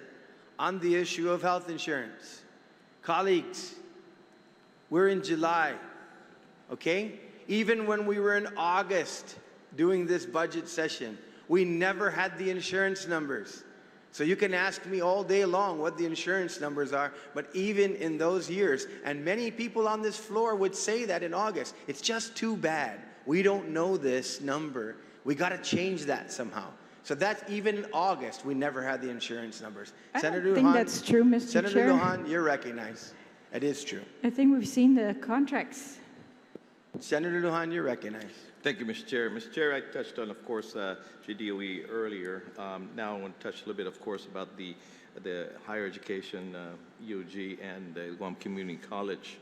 This budget does provide, of course, additional support to EOG and GCC. I want to, again, commend the chair, who not only chairs Department of Education, but he chairs all of the educational institutions, as opposed to the previous chair, Mr. Chairman. Because Guam's workforce we have a really severe shortage of the workforce, Mr. Chair. We need more nurses, we need more engineers, we need more accountants, we need more teachers, more skilled workers. And if we're serious about growing our economy, then we need to reduce the reliance on, of course, imported labor, also known as H2, right? And so creating opportunities, of course, for our young people here in Guam, we must invest in these institutions and prepare, of course, for our workforce. Every nurse that we educate, Mr. Chair, provides better health care. Every engineer we graduate creates stronger, of course, infrastructure for our island. Every accountant strengthens our private sector, and every teacher we prepare strengthens, of course, the next generation. That is how we build Guam from within, Mr. Chair. This bill doesn't just invest in education, it invests in our people. So it also reinforces Guam's role as educational hub of Micronesia by, of course, continuing to provide world-class education right here at home for our students, from not just here, but from throughout the region.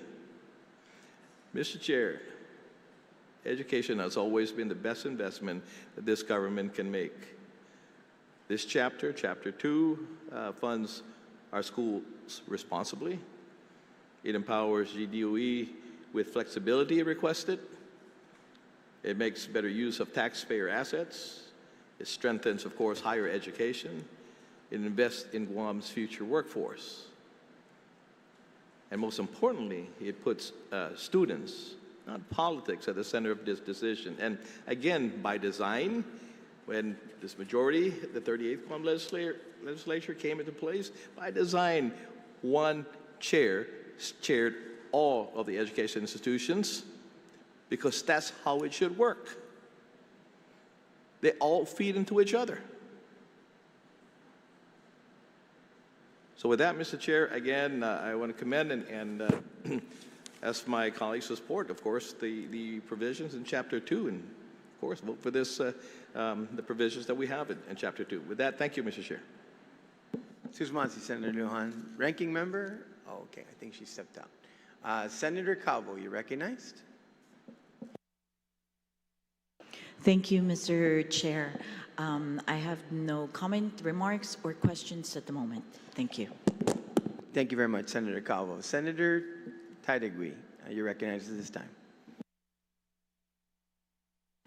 Thank you, Mr. Chair. With regards to, hold on, I dropped my pen, sorry.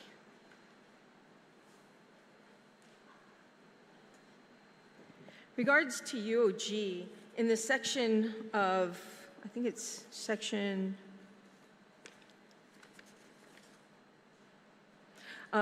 4, Steve?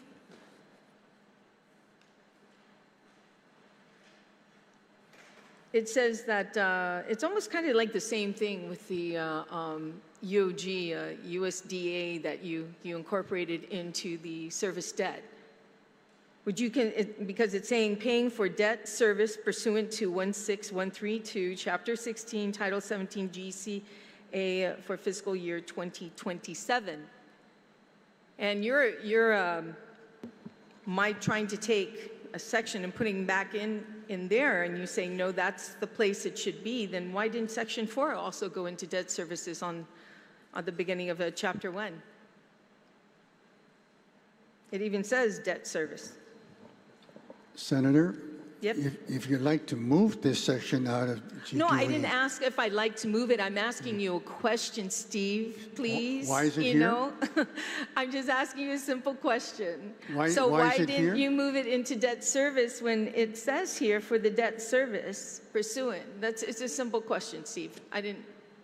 That's all. Why didn't you move it?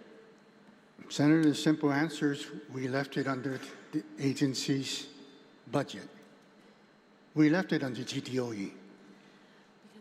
No, this is UOG. This is UOG, Steve.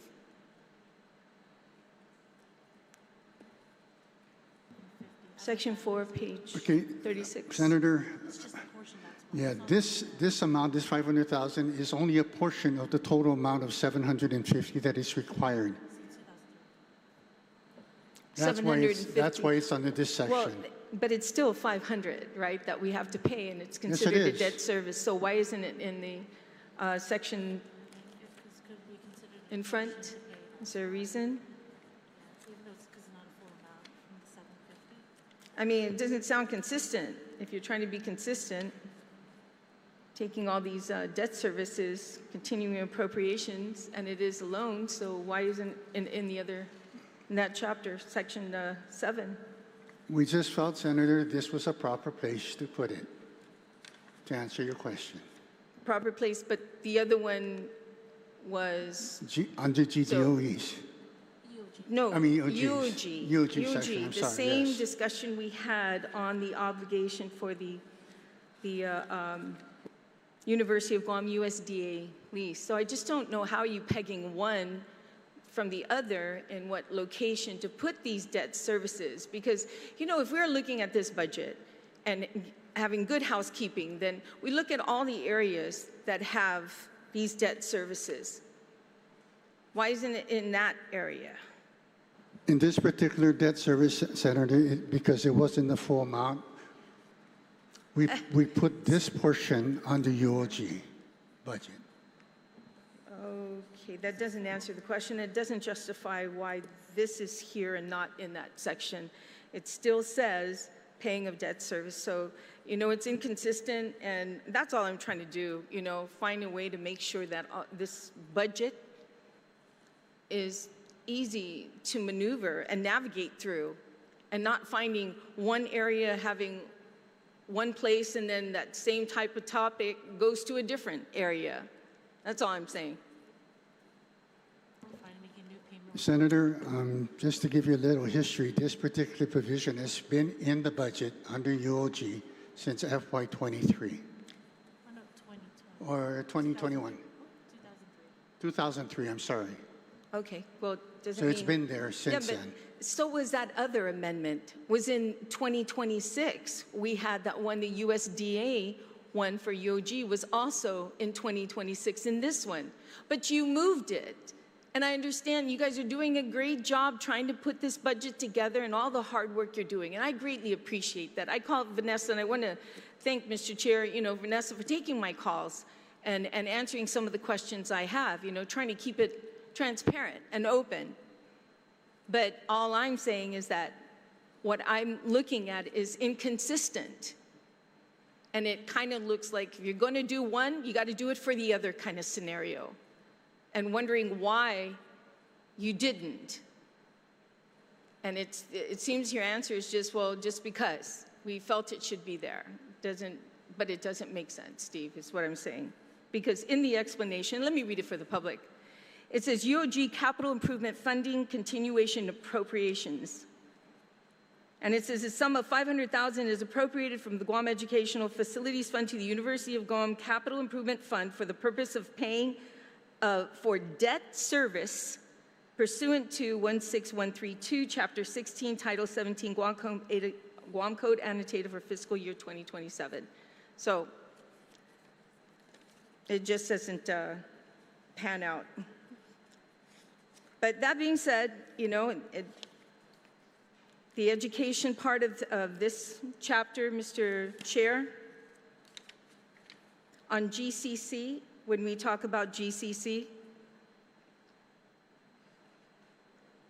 you have a Peace Officer Standards and Training Commission for $300,000.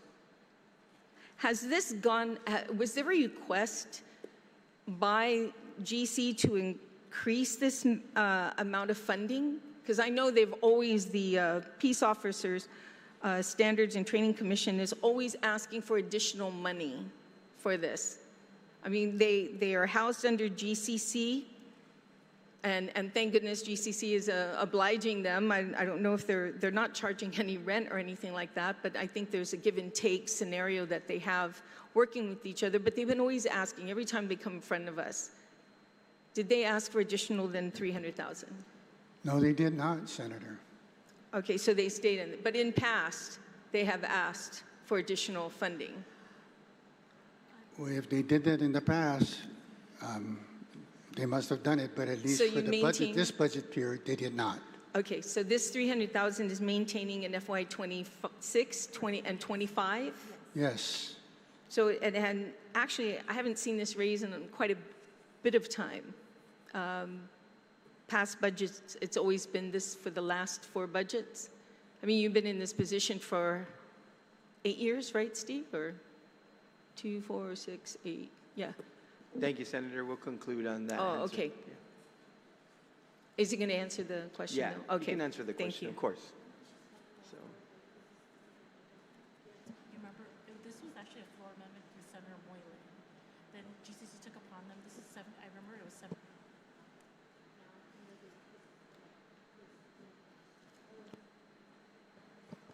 Yes, Senator, I believe the initial appropriation to the program was something like 7,000, but over 70,000, but over the years increased up to 300,000, and it's been like that for the last several years. Several years. Okay, well, thank you so much for that. Thank you, Mr. Chair. Ms. Masi. Senators, we have completed both rounds in education. We'll take a short recess to prepare for the amendment portion. We are in recess.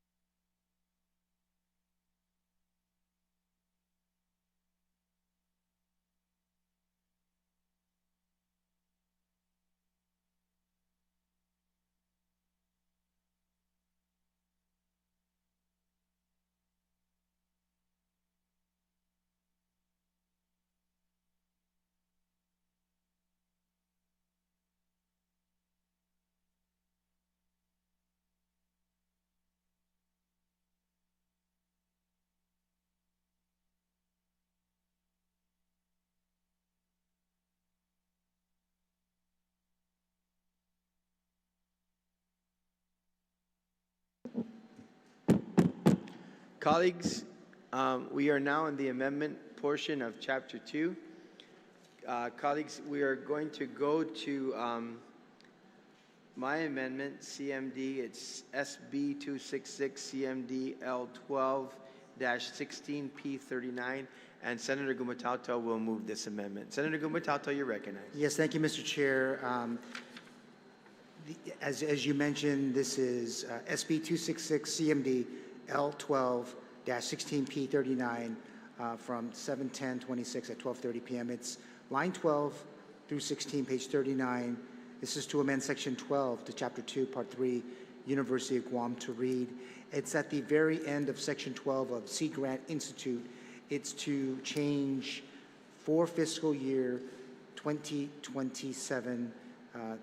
It was referring to 2026 in the budget submission. So colleagues would ask if we can get support to make this amendment.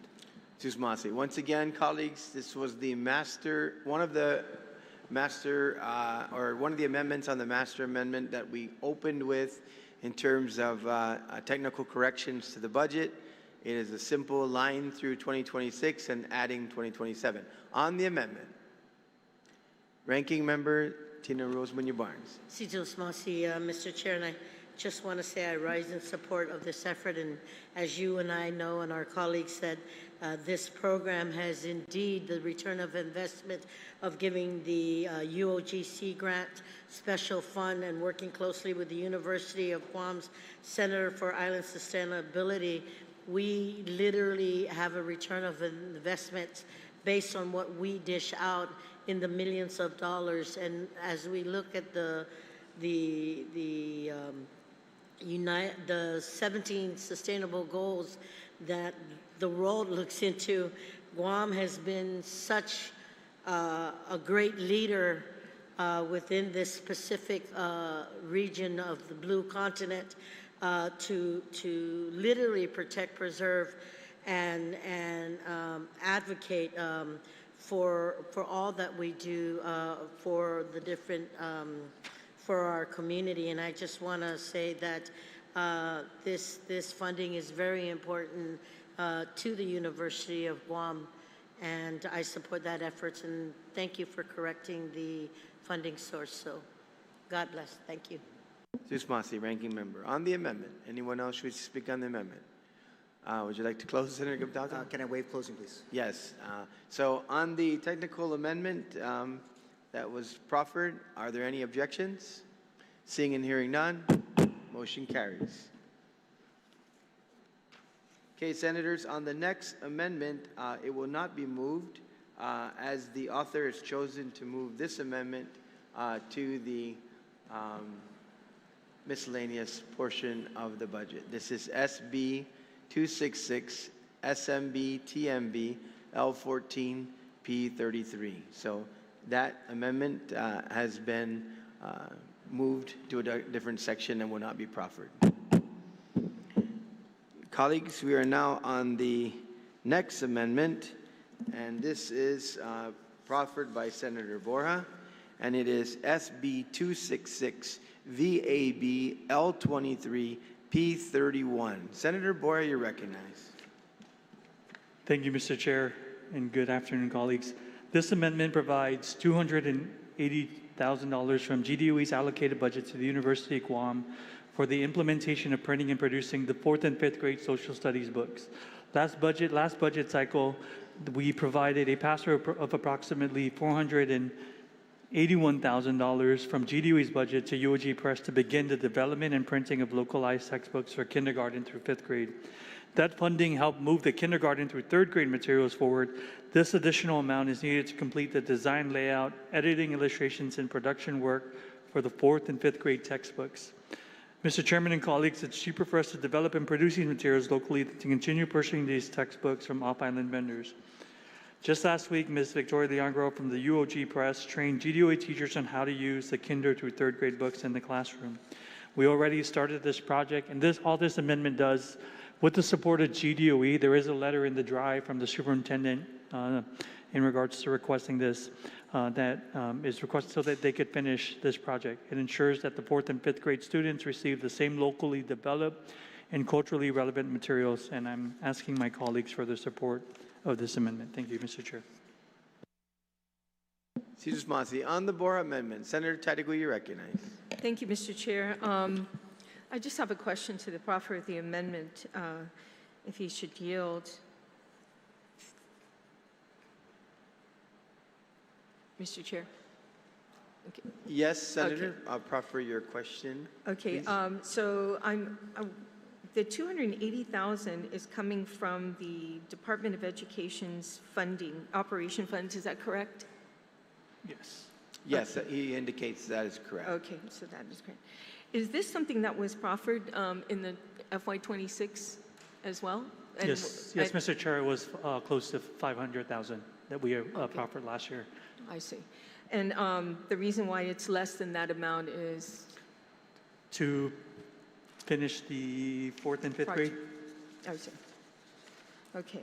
So, yeah, thank you for answering my question to the author of this amendment, and having a letter from the superintendent, supporting this project, and knowing it's coming from our operating budget. I have no objections to this amendment. Thank you, Mr. Chair.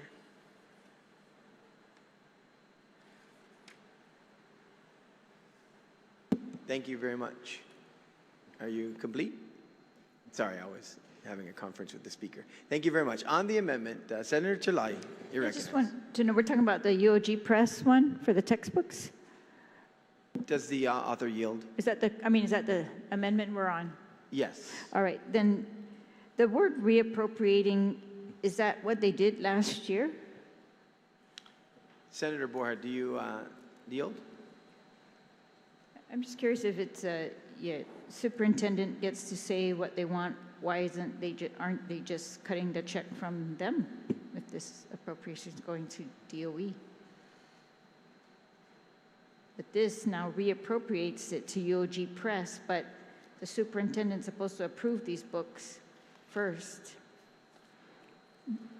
If I could answer, Mr. Chair, yes, please. This project was worked closely with the Department of Education prior to even Dr. Wombat. It was initially launched, obviously, with Dr. Swanson, and so yes, this is the project is being worked with. Senator, maybe no. what you're trying to yield to is this the same appropriation language you used last year? Yes, this is all we did was change the amount. So, Senator Tulay, I believe it's the same language. So okay, just checking. Yeah, wait, just okay. give me a minute. Yeah. Sure.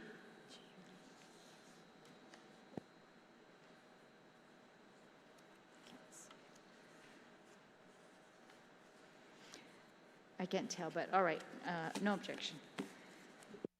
Yeah, so just going to mention this. To me, the simple reading is 280,000 appropriated from the general fund section 1, part 1 of chapter 2 is reappropriated to the university. So it's basically an appropriation that's moving from education, UOG, or Yeah, DOE to UOG. I understand. My only issue was, it's weird that we're paying the vendor when the superintendent's supposed to have some kind of approval of the project, and they should pay when they're satisfied. But I it's because I'm familiar with the UOG Press, I guess I'm going to let this ride. Okay, thank you. On the amendment, anyone else wish to speak on the amendment? Senator Perez, you're recognized. Yes, Mr. Chair, just also looking at the formatting of this.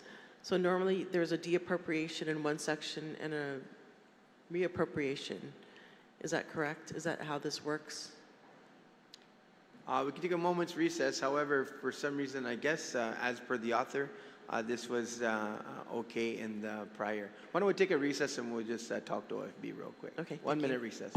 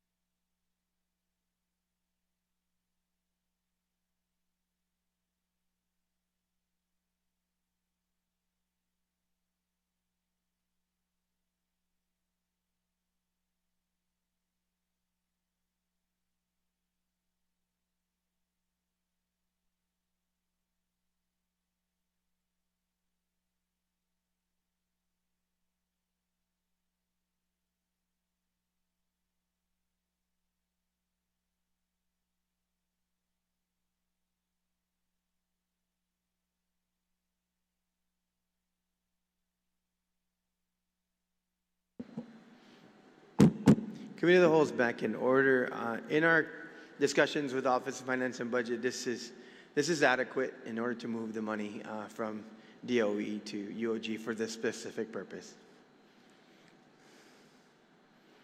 And it passed muster last year, and they had done it. And this is adding an additional program. That's correct, right, Senator Bohr? Yeah.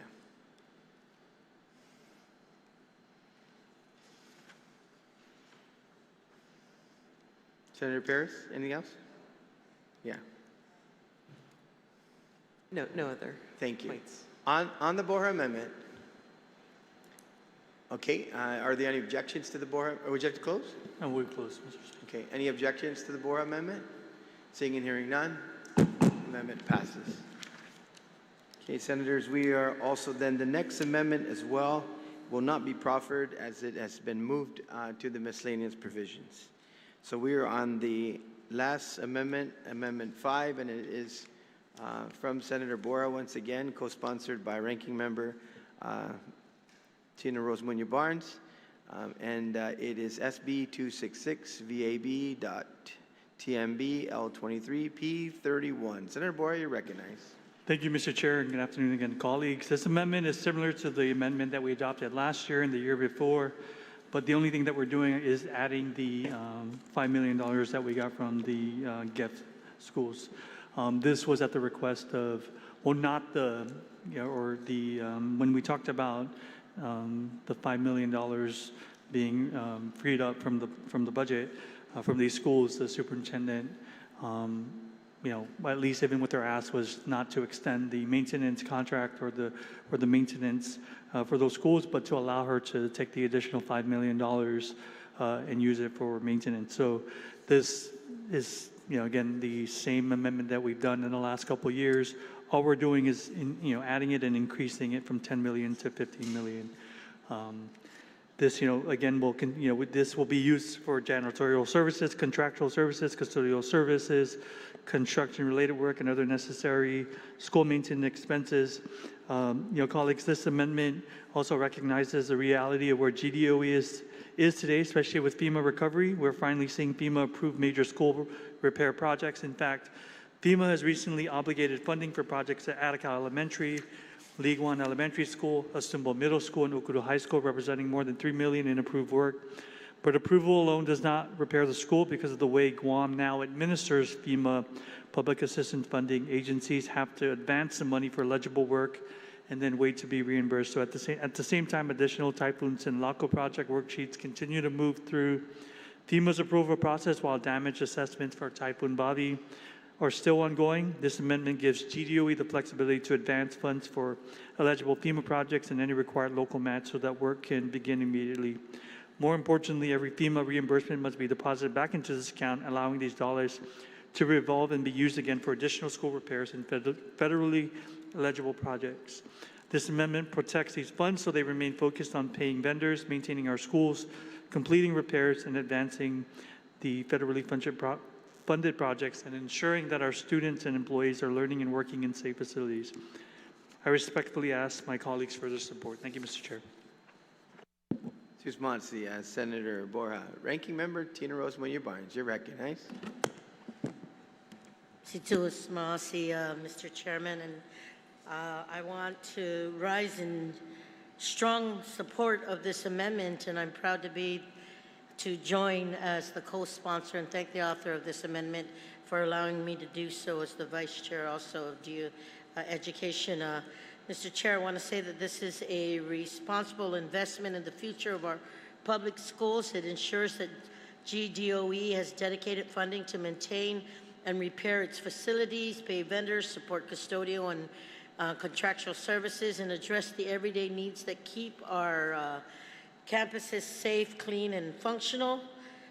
It also gives GDOE the flexibility to move the FEMA-funded projects forward, including advancing costs and meeting local match requirements.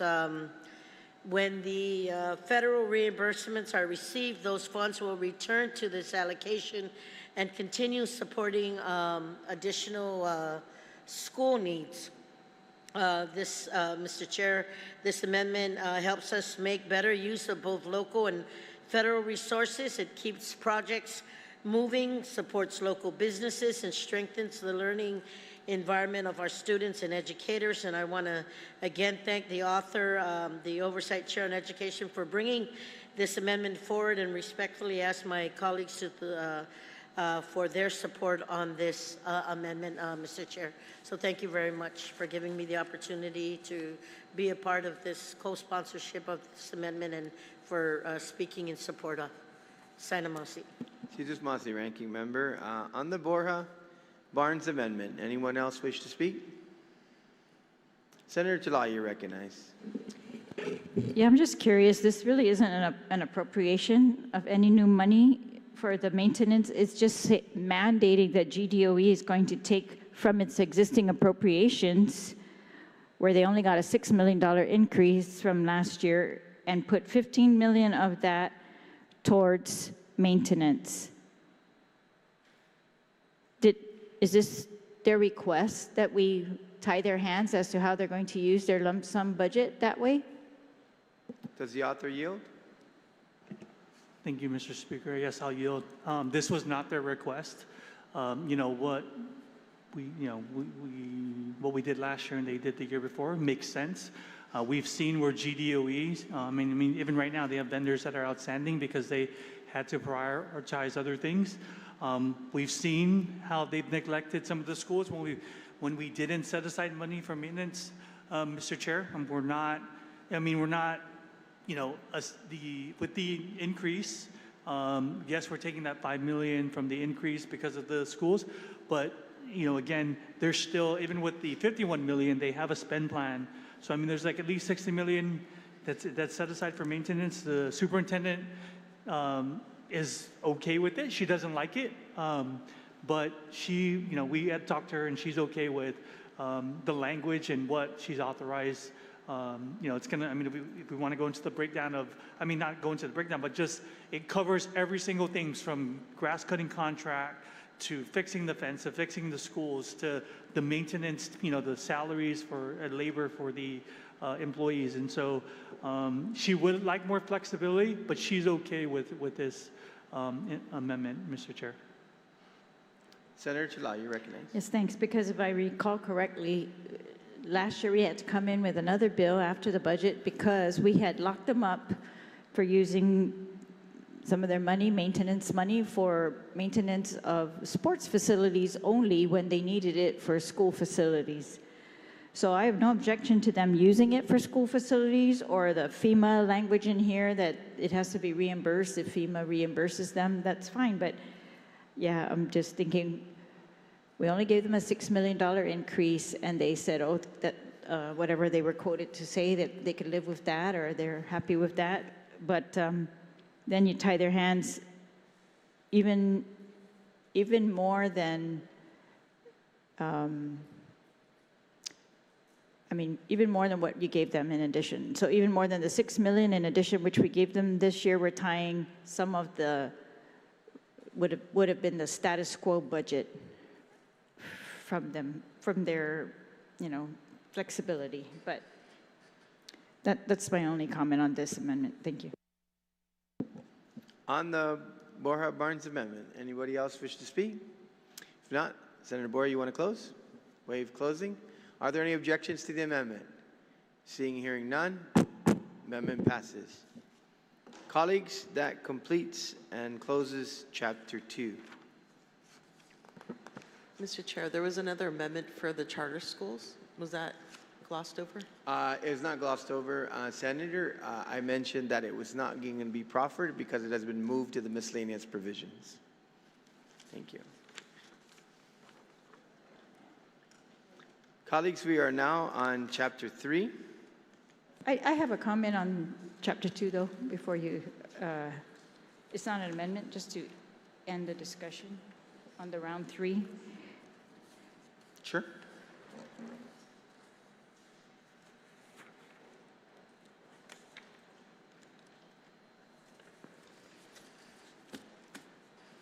Yeah, so in Chapter 2, which we just are finishing, it encompasses DOE, UOG, GCC, the charter schools, the teacher, what's it called, this certification, GCEC, Guam Commission for Educator Certification. And it's really hard to ask questions in 2 rounds and then not be able to amend our amendments for the 3rd round after we really do get concrete information.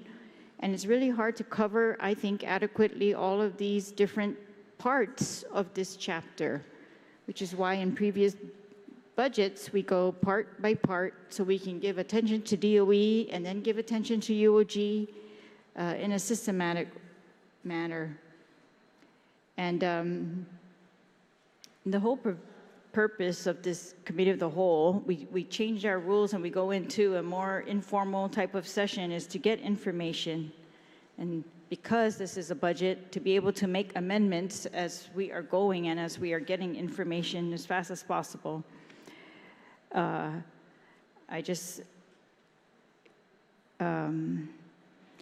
I'm very concerned about one of the provisions that was brought up, but I don't think fully addresses, that Section 19 of the DOE section where it reauthorizes DOE to lease out its facilities, but it completely bypasses laws that already have been vetted and passed.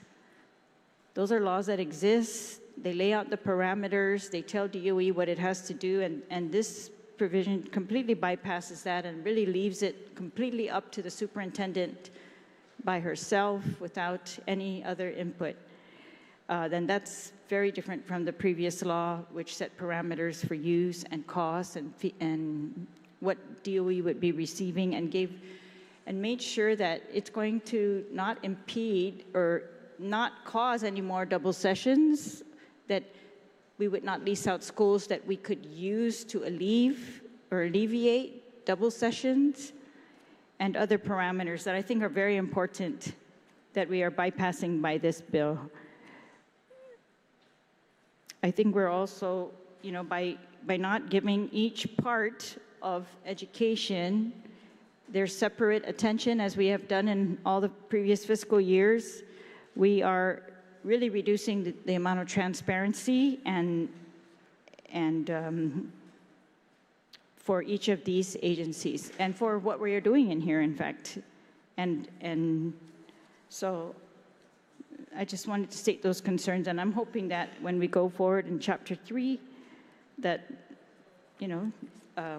that's not going to be the case. I think we can see in Chapter 2 that jumping around from DOE to UOG, we didn't even give any attention to the educator certification because of our time limits. That's just not a good way to do this budgeting. Mr. Chair? Yes.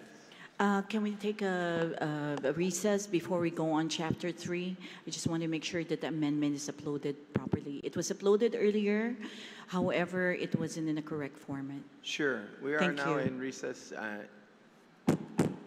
Appreciate it.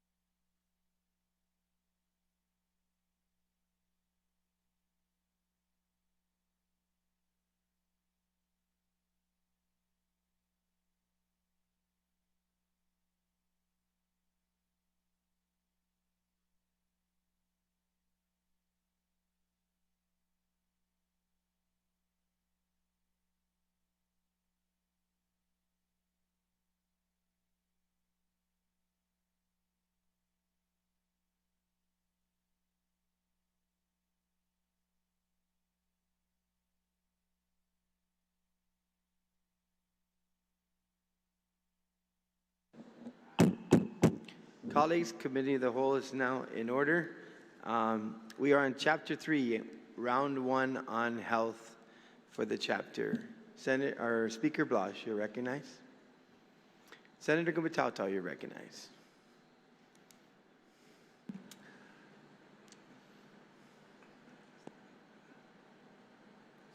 Thank you, Mr. Chair.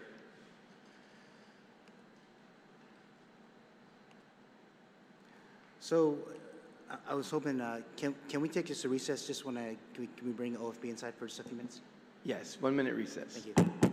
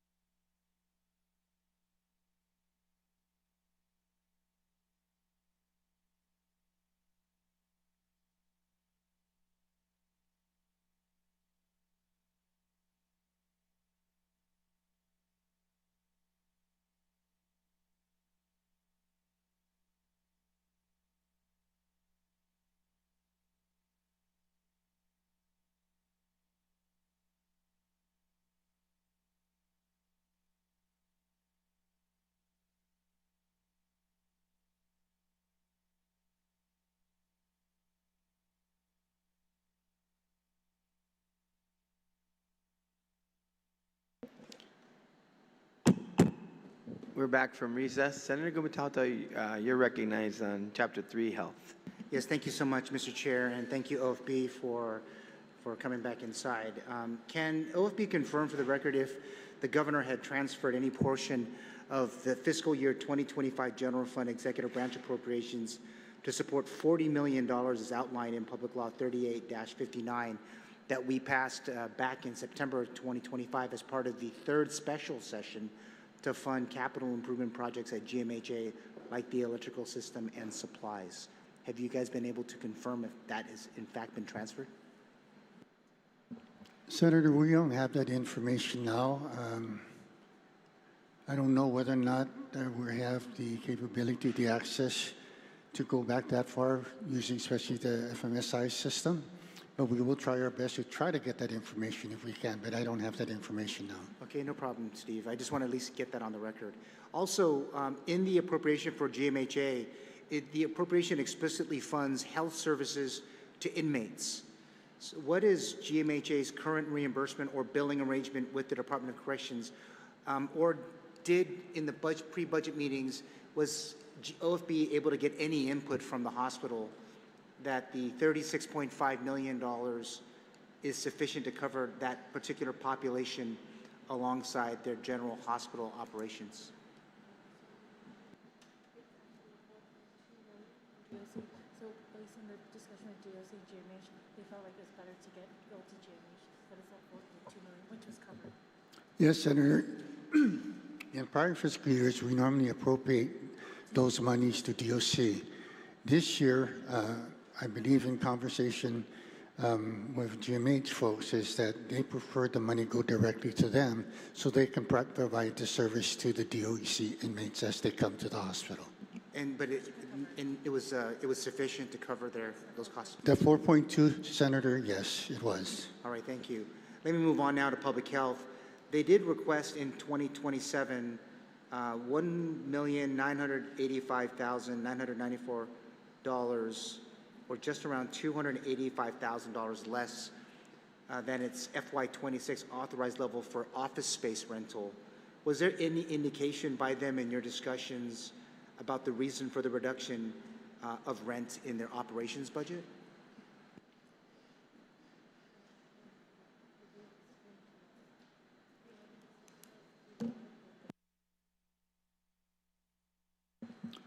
No, yeah, I don't recall anywhere in our discussion with them regarding their FY27 budget anything about rent. So if there is something happening with the program up there that's causing some sort of rent situation, that was not told to us or expressed to us. All right, thank you. Let me just move on to the Guam Cancer Registry. Their $389,000 depends on a standing MOA with UOG. Do you know if there's been any renewed MOA for FY27, and is that funding level, again, sufficient given the separate cancer screening carve-outs that are funded elsewhere in the Budget Act and in Chapter 2? The answer to your first question, Senator, is no. The answer to your second question is yes. All right, thank you so much. I only have just a couple more questions. On JBWIC, their general, I guess, call it their share of the general fund monies grew about 44%, while their Healthy Futures Fund share dropped about 18%. Can you tell us, maybe from your experience, what has been driving the shift in the Healthy Futures Fund and the allocation off to JBWIC? And is it affecting any of the programs? Senator, for the Healthy Future Fund, at least for the last couple of years, it hasn't been tracking to the rate, the projected revenues we estimated in the annual budget. However, whatever shortfall is realized in the Healthy Future Fund is normally absorbed in the general fund. I also, it is my understanding, it's whatever shortfall is incurred in the Healthy Future Fund is not jeopardizing the program, because the program at that point, or whatever the funding doesn't come in, is being subsidized with general fund monies. All right, thank you so much. One last question on JBWIC. They had a request for, I think it was $222,000 over its current budget for GMH client meals. Were they able to explain to OFB the reason for the increases in GMH client meals, and if they owe GMHA any money for any unpaid client meals or other prior year, fiscal year obligations?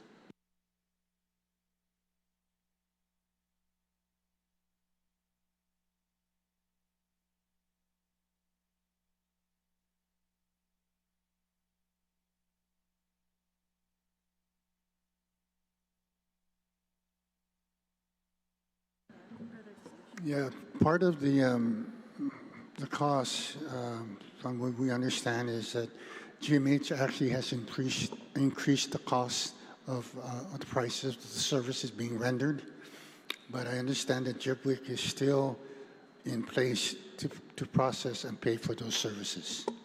All right, thank you. And then I only have just a couple more questions on DISID. Their increase was essentially flat. Obviously, contributions from the Healthy Future Funds impacting it. Did DISID report to you all about any of maybe their growing caseloads having an effect on their budget? And if so, where is that gap being absorbed from? I know we had oversight hearings as well that were relative to this. So you guys, did you hear anything from DISID on their caseloads affecting their budget?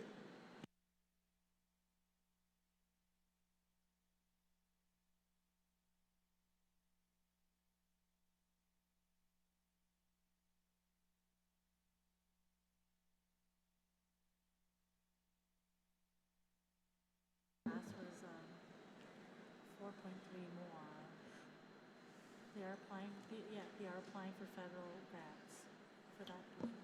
The amount that we're asking, Senator, above their FY26 appropriation level is 4.3 million. We were able to give them approximately 253,000. We were also told by DISID that they are in the process of applying for federal grants to pay for most of these services. All right, thank you so much, OFB. Thank you, Mr. Chair, for the time. Thank you. Senator Talahi, you recognize? Mr. Chair, I'd like to make a motion that we just divide GMH and public health and JIPWIC. Excuse me, Mr. Chair, I'd like to yield my time to Senator Talahi. Yes, so we're on round one on chapter 3. Same rules apply. You have Senator Parkinson's time. Senator Talahi, you recognize. I make a motion, Mr. Chair, for the body's consideration to divide us into parts so we can give GMH its full attention. Is there any objection to that motion? No objection? So we will divide. So then what I will do is I will make it one round per section. And so you have, we will start now with the beginning of the chapter. GMH, you have one round and you've been yielded your time just by That wasn't Senator part of the Parkinson. motion, Mr. Chair, to limit the time. It was That is the, to expand the time. That's the ruling of the chair. That's Yeah, you're gonna new get rule. three times the amount of time that was earlier. So that is the rule of the chair. Yeah, but you're cutting the time for GMH Yeah. in half. No, I'm not. I'm giving you one full round per section. Mr. Chair, we just passed a motion to allow us to divide it into parts, and so I'm- it didn't include anything about cutting the time I'm down going for GMH. That's the ruling of the chair. Would you like to overrule the chair? I yield my time to Senator Talahi as well. Okay. Only one can yield, but you can yield in the next sections if you like to. Mr. Chair, Yeah. point of inquiry. So usually per chapter, we do 2 rounds and then 1 round for amendment. So is the rule now that you're allowing us to separate this per, agency in health? Yes. To 2 rounds of questioning and then amendments? Is that how we're going to do it? No, since we're going to go section by section in terms of in the chapter health, we're going to break them out. So we're going to do GMH, we're going to do public health, we're going to do JIPWIC, Only and one we're round? going to do DISID. So we're going to do 1 round because you're getting a full 5 minutes for each one. So you're actually 4 times the time you had before. That's why I reduced it to 1 round, and then we'll go to amendments. Are we going to go to amendments after that Yes, first? you will have the Okay, second so round for amendments. 1 round and then Right. amendments second Right. round. Okay, right. thank you. So you basically now have 4 times the time you had before because you have individually now 5 minutes per each section. That's why I moved it. I said, okay, you want to go one by one, you have 1 round per. Senator Chalai, you are recognized on GMH, 1 round. Thank you. I'd like to ask OFB if they could explain the GMH amount. The general fund amount includes the DOC services. How much are you allocating for that, and how do you explain the increase then to GMH? The answer to your question, if it includes the DOC maintenance, yes, it does. Okay?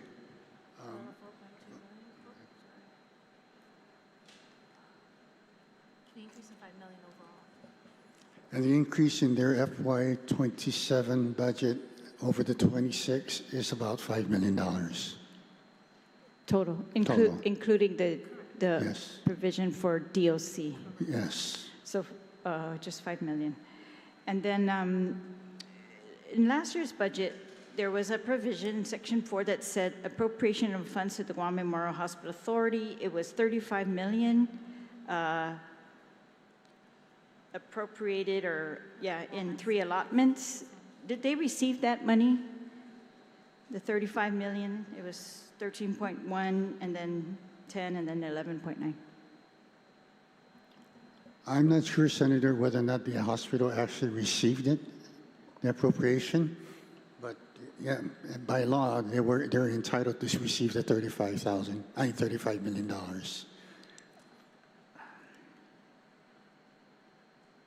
All right, they were restricted for use of that for it. They're citing the public law where we appropriated for the Healthcare Center of Excellence, the new hospital. But they took the money in last year's budget and said it's appropriated for information technology upgrades and capital improvement projects. But we don't know whether they received it or if they spent it. That's what you're saying? Or if there's a balance? That's correct, Senator. The FMIS system that you have access to, we don't have access to GMH's records at all? No, I don't have access to it.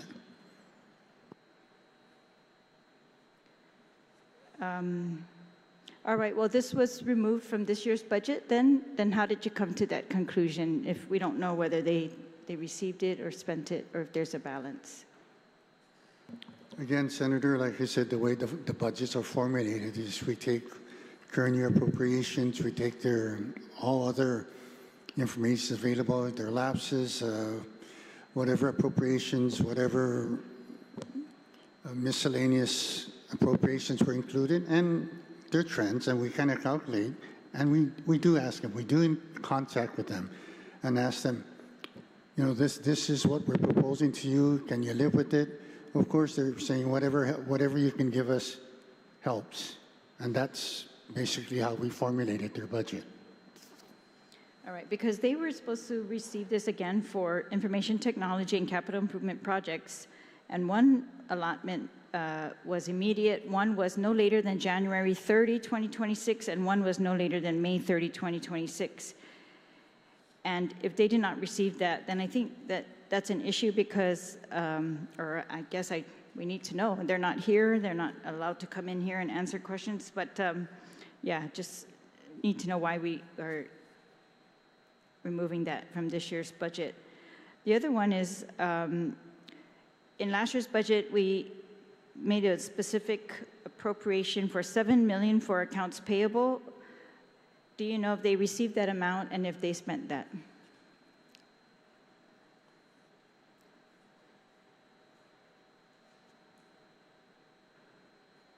Give me 1 second, Senator.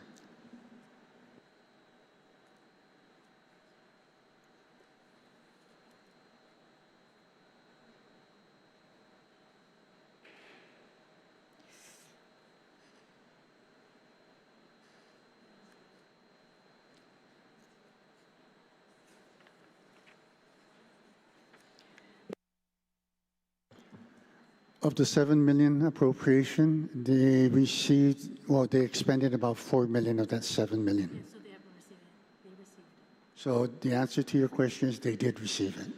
All right, and they spent 4 of the 7. And do you know whether their accounts payables are under control now? Is that why we're not giving them any more for that? Or are they, what is their accounts payables as of today or the last time you checked? Senator, as far as them being up to date on their payables and obligations and on all expense, I hope they are. I don't know whether or not they are, But, seeming that from all indications, what we've gotten so far in developing this budget, they seem to be staying afloat. I have not seen their aging report to see how much basically is outstanding. But as of today, I guess they're still managing. All right. Mr. Chair, point of order. Can we get the floor amendments passed out so we can inform ourselves before we ask any more questions, please? Senator, the amendments are in the drive, and so you can access them. They only are distributed on the floor when we go to the amendment section. It is a courtesy.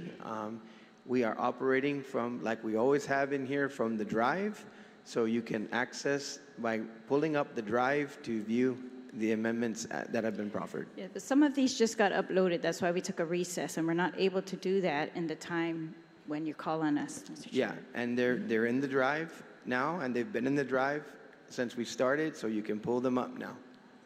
Can't do both at the same time, Mr. Chair. And it's a courtesy that has been extended to us in every other budget where we get the floor amendments in writing on our desk so that we can ask the appropriate questions about whether they're going to meet the needs or not. Yes, the they're passed out when we're in the amendment section, Senator. Point of order. Amendments cannot be discussed unless they're proffered. That's correct. So they're in the drive. It's a matter of passing them out yeah. so that we can, I'm not discussing them, but we need to know the information that they're being based on. Senator, they're in the drive.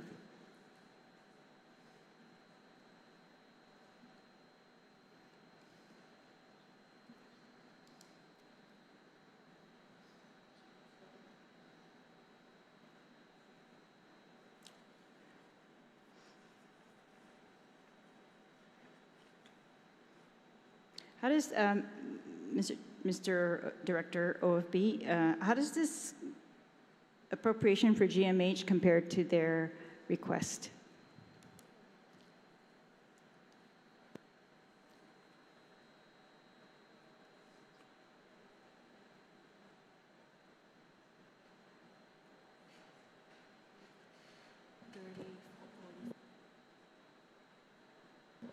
This year, Senator, their ask over the FY26 budget was $38 million.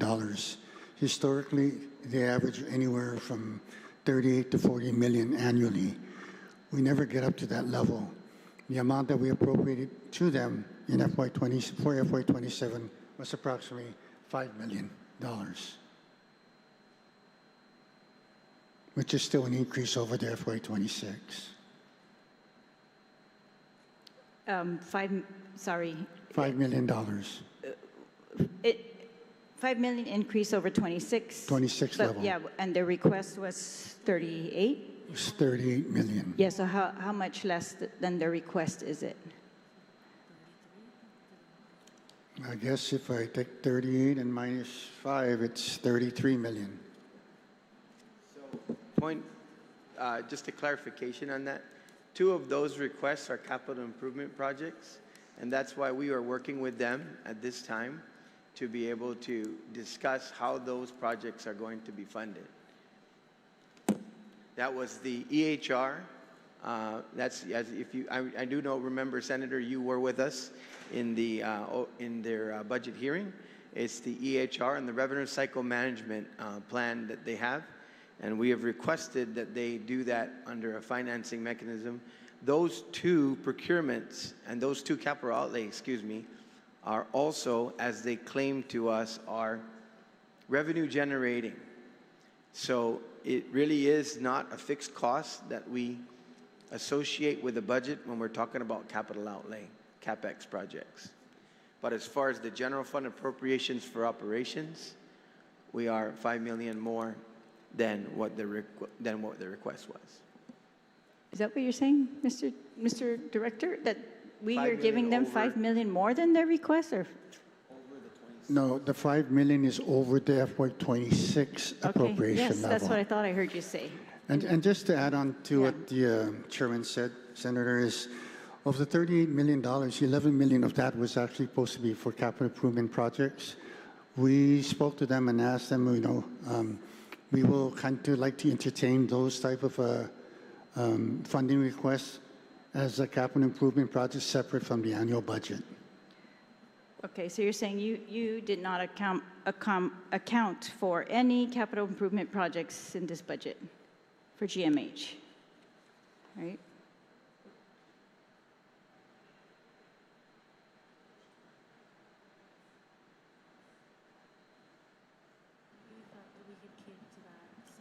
There are about 2 or 3 of those projects, Senator, that we felt that we can keep it separate, but I believe it was, and hopefully we can probably entertain them sometimes in the future.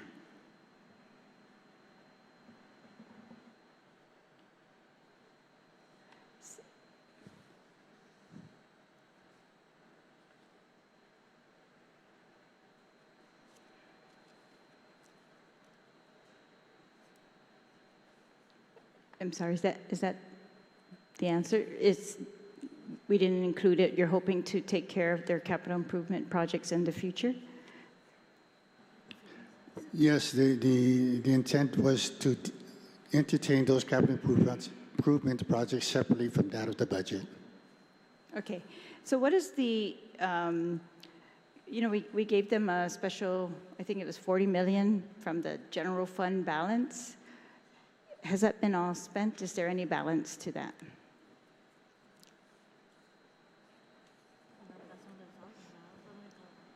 Yeah, if you're referring to the 20 million, Senator, my understanding is they have not received any part of that 20 million. Oh, no, that's the excess. No, isn't it, we gave them 40 million for capital improvement projects or vendor payables, or was that the prior fiscal year? The prior? Yeah, and are they able to keep their lapses? Did they keep their lapses this year?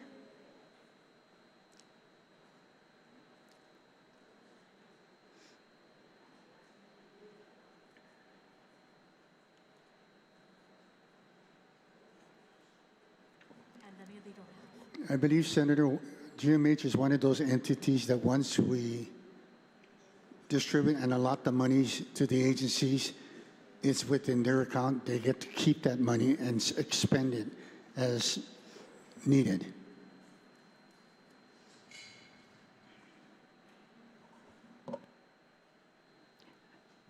All right, so what do you account as their lapses?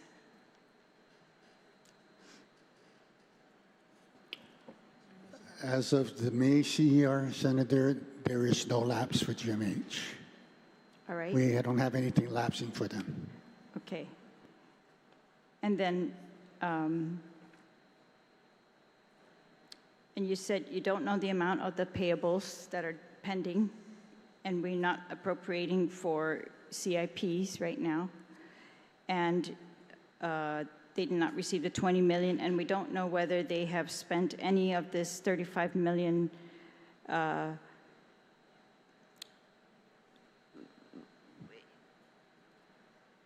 do they not need this information technology upgrade anymore?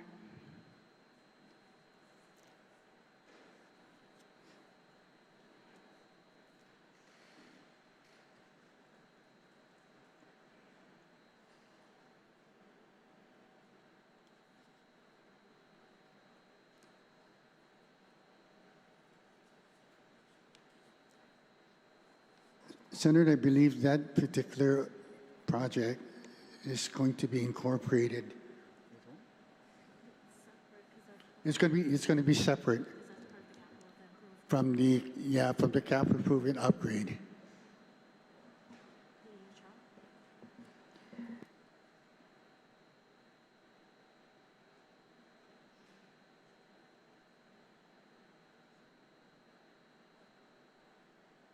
Okay, so this, that section had said that it was being appropriated from, or that the amount appropriated in Public Law 3654 for the initial payment of the Healthcare Center of Excellence is hereby appropriated to GMH. So that's above all their other general fund appropriations, right? But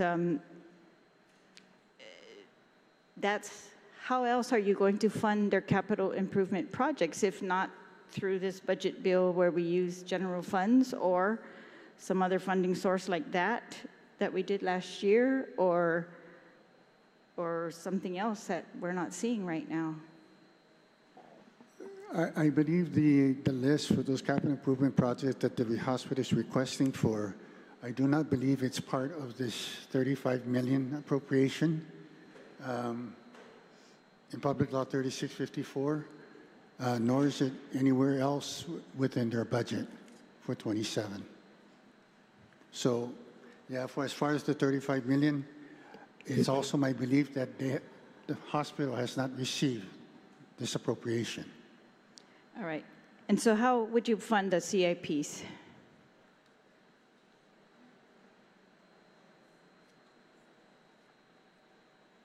Well, whatever CIPs right now that they have that you would like to implement in FY27 would have to come out of their operations appropriation. All right. What was the total of the CIPs that they listed in their budget request?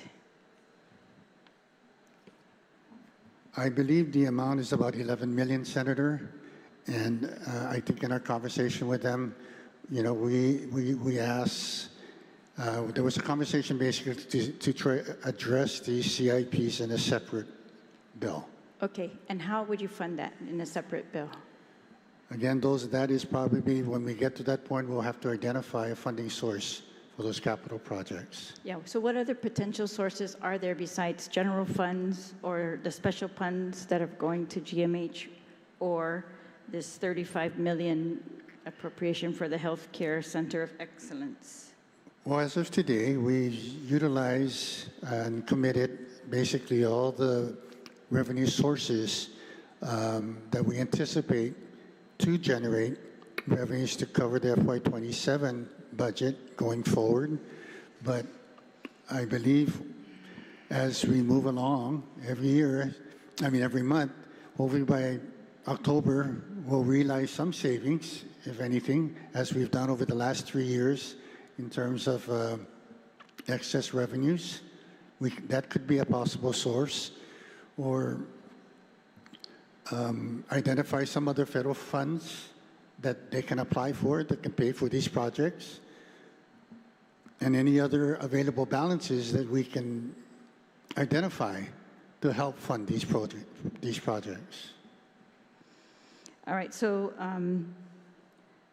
yeah, that's just concerning to me that we're kind of putting them off and not trying to address it, because especially after trying to give them money last year and then they say they didn't get that money or something. Maybe that wasn't real money, I'm not sure, but what happened there. But it's just very strange. And we keep talking about the same CIP projects over and over. They said, so it was Public Law 3859 that gave an additional 40 million to GMH. So that's just during this term in the 38th. 40 million for GMH operations and CIP, and then this budget stuff. And as you said earlier, there's one section here, or not here, that was in last year's bill that said that we would give to GMH kind of like the excess funds, but not until the audit was done. And we heard BBMR say that we shouldn't expect that to go to them until September or November. But I think we knew that last year when we were trying to give them this money, and that was one of the issues that we had a disagreement on is, why were we giving them money that we knew they were not going to receive during fiscal year 2026? But yeah, so I don't want that to happen again, but apparently we're not making any CIP promises to them in this budget either. All right, so which appropriations in our FY26 budget from excess 26 appropriations were actually received by the agency?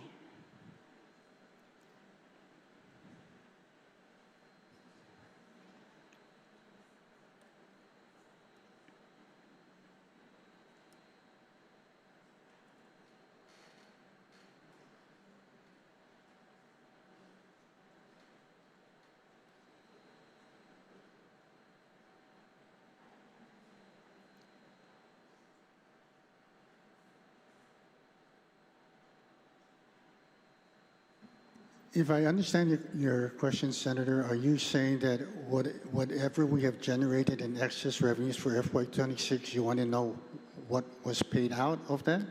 Or from that? For example, this one was not, right? But there were some that actually were. So I just want to know which ones were successfully given to the agency. Let me try to pull out that list.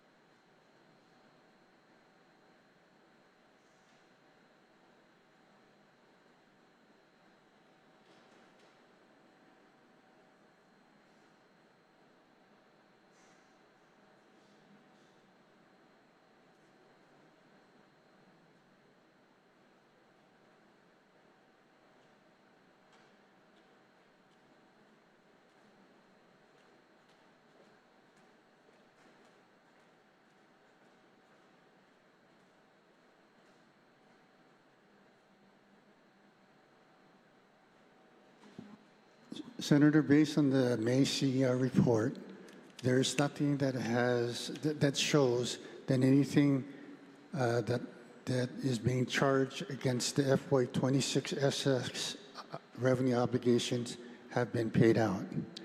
There are two, I would say maybe 5 different appropriations, not appropriations, but obligations that have been reserved. I believe 4 of them are for the special funds.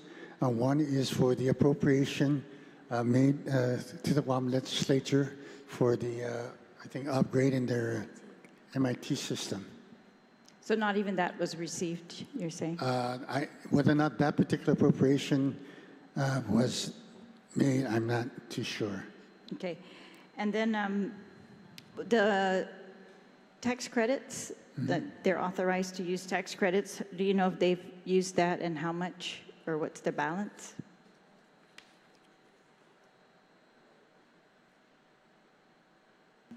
That one, Senator, I don't have, anything on the tax credit on that. Okay. So you don't know whether they've availed of the tax credit, you're saying? I don't have the information. All right, all right. And do you know whether they've completed that RFP for revenue cycle management? They want to outsource it, and do you know the impacts of that?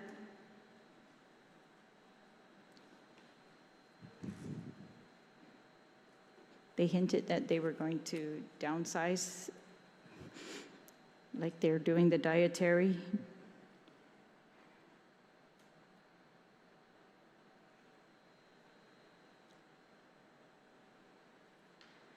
I don't know the status right now of that particular project or contract, Senator.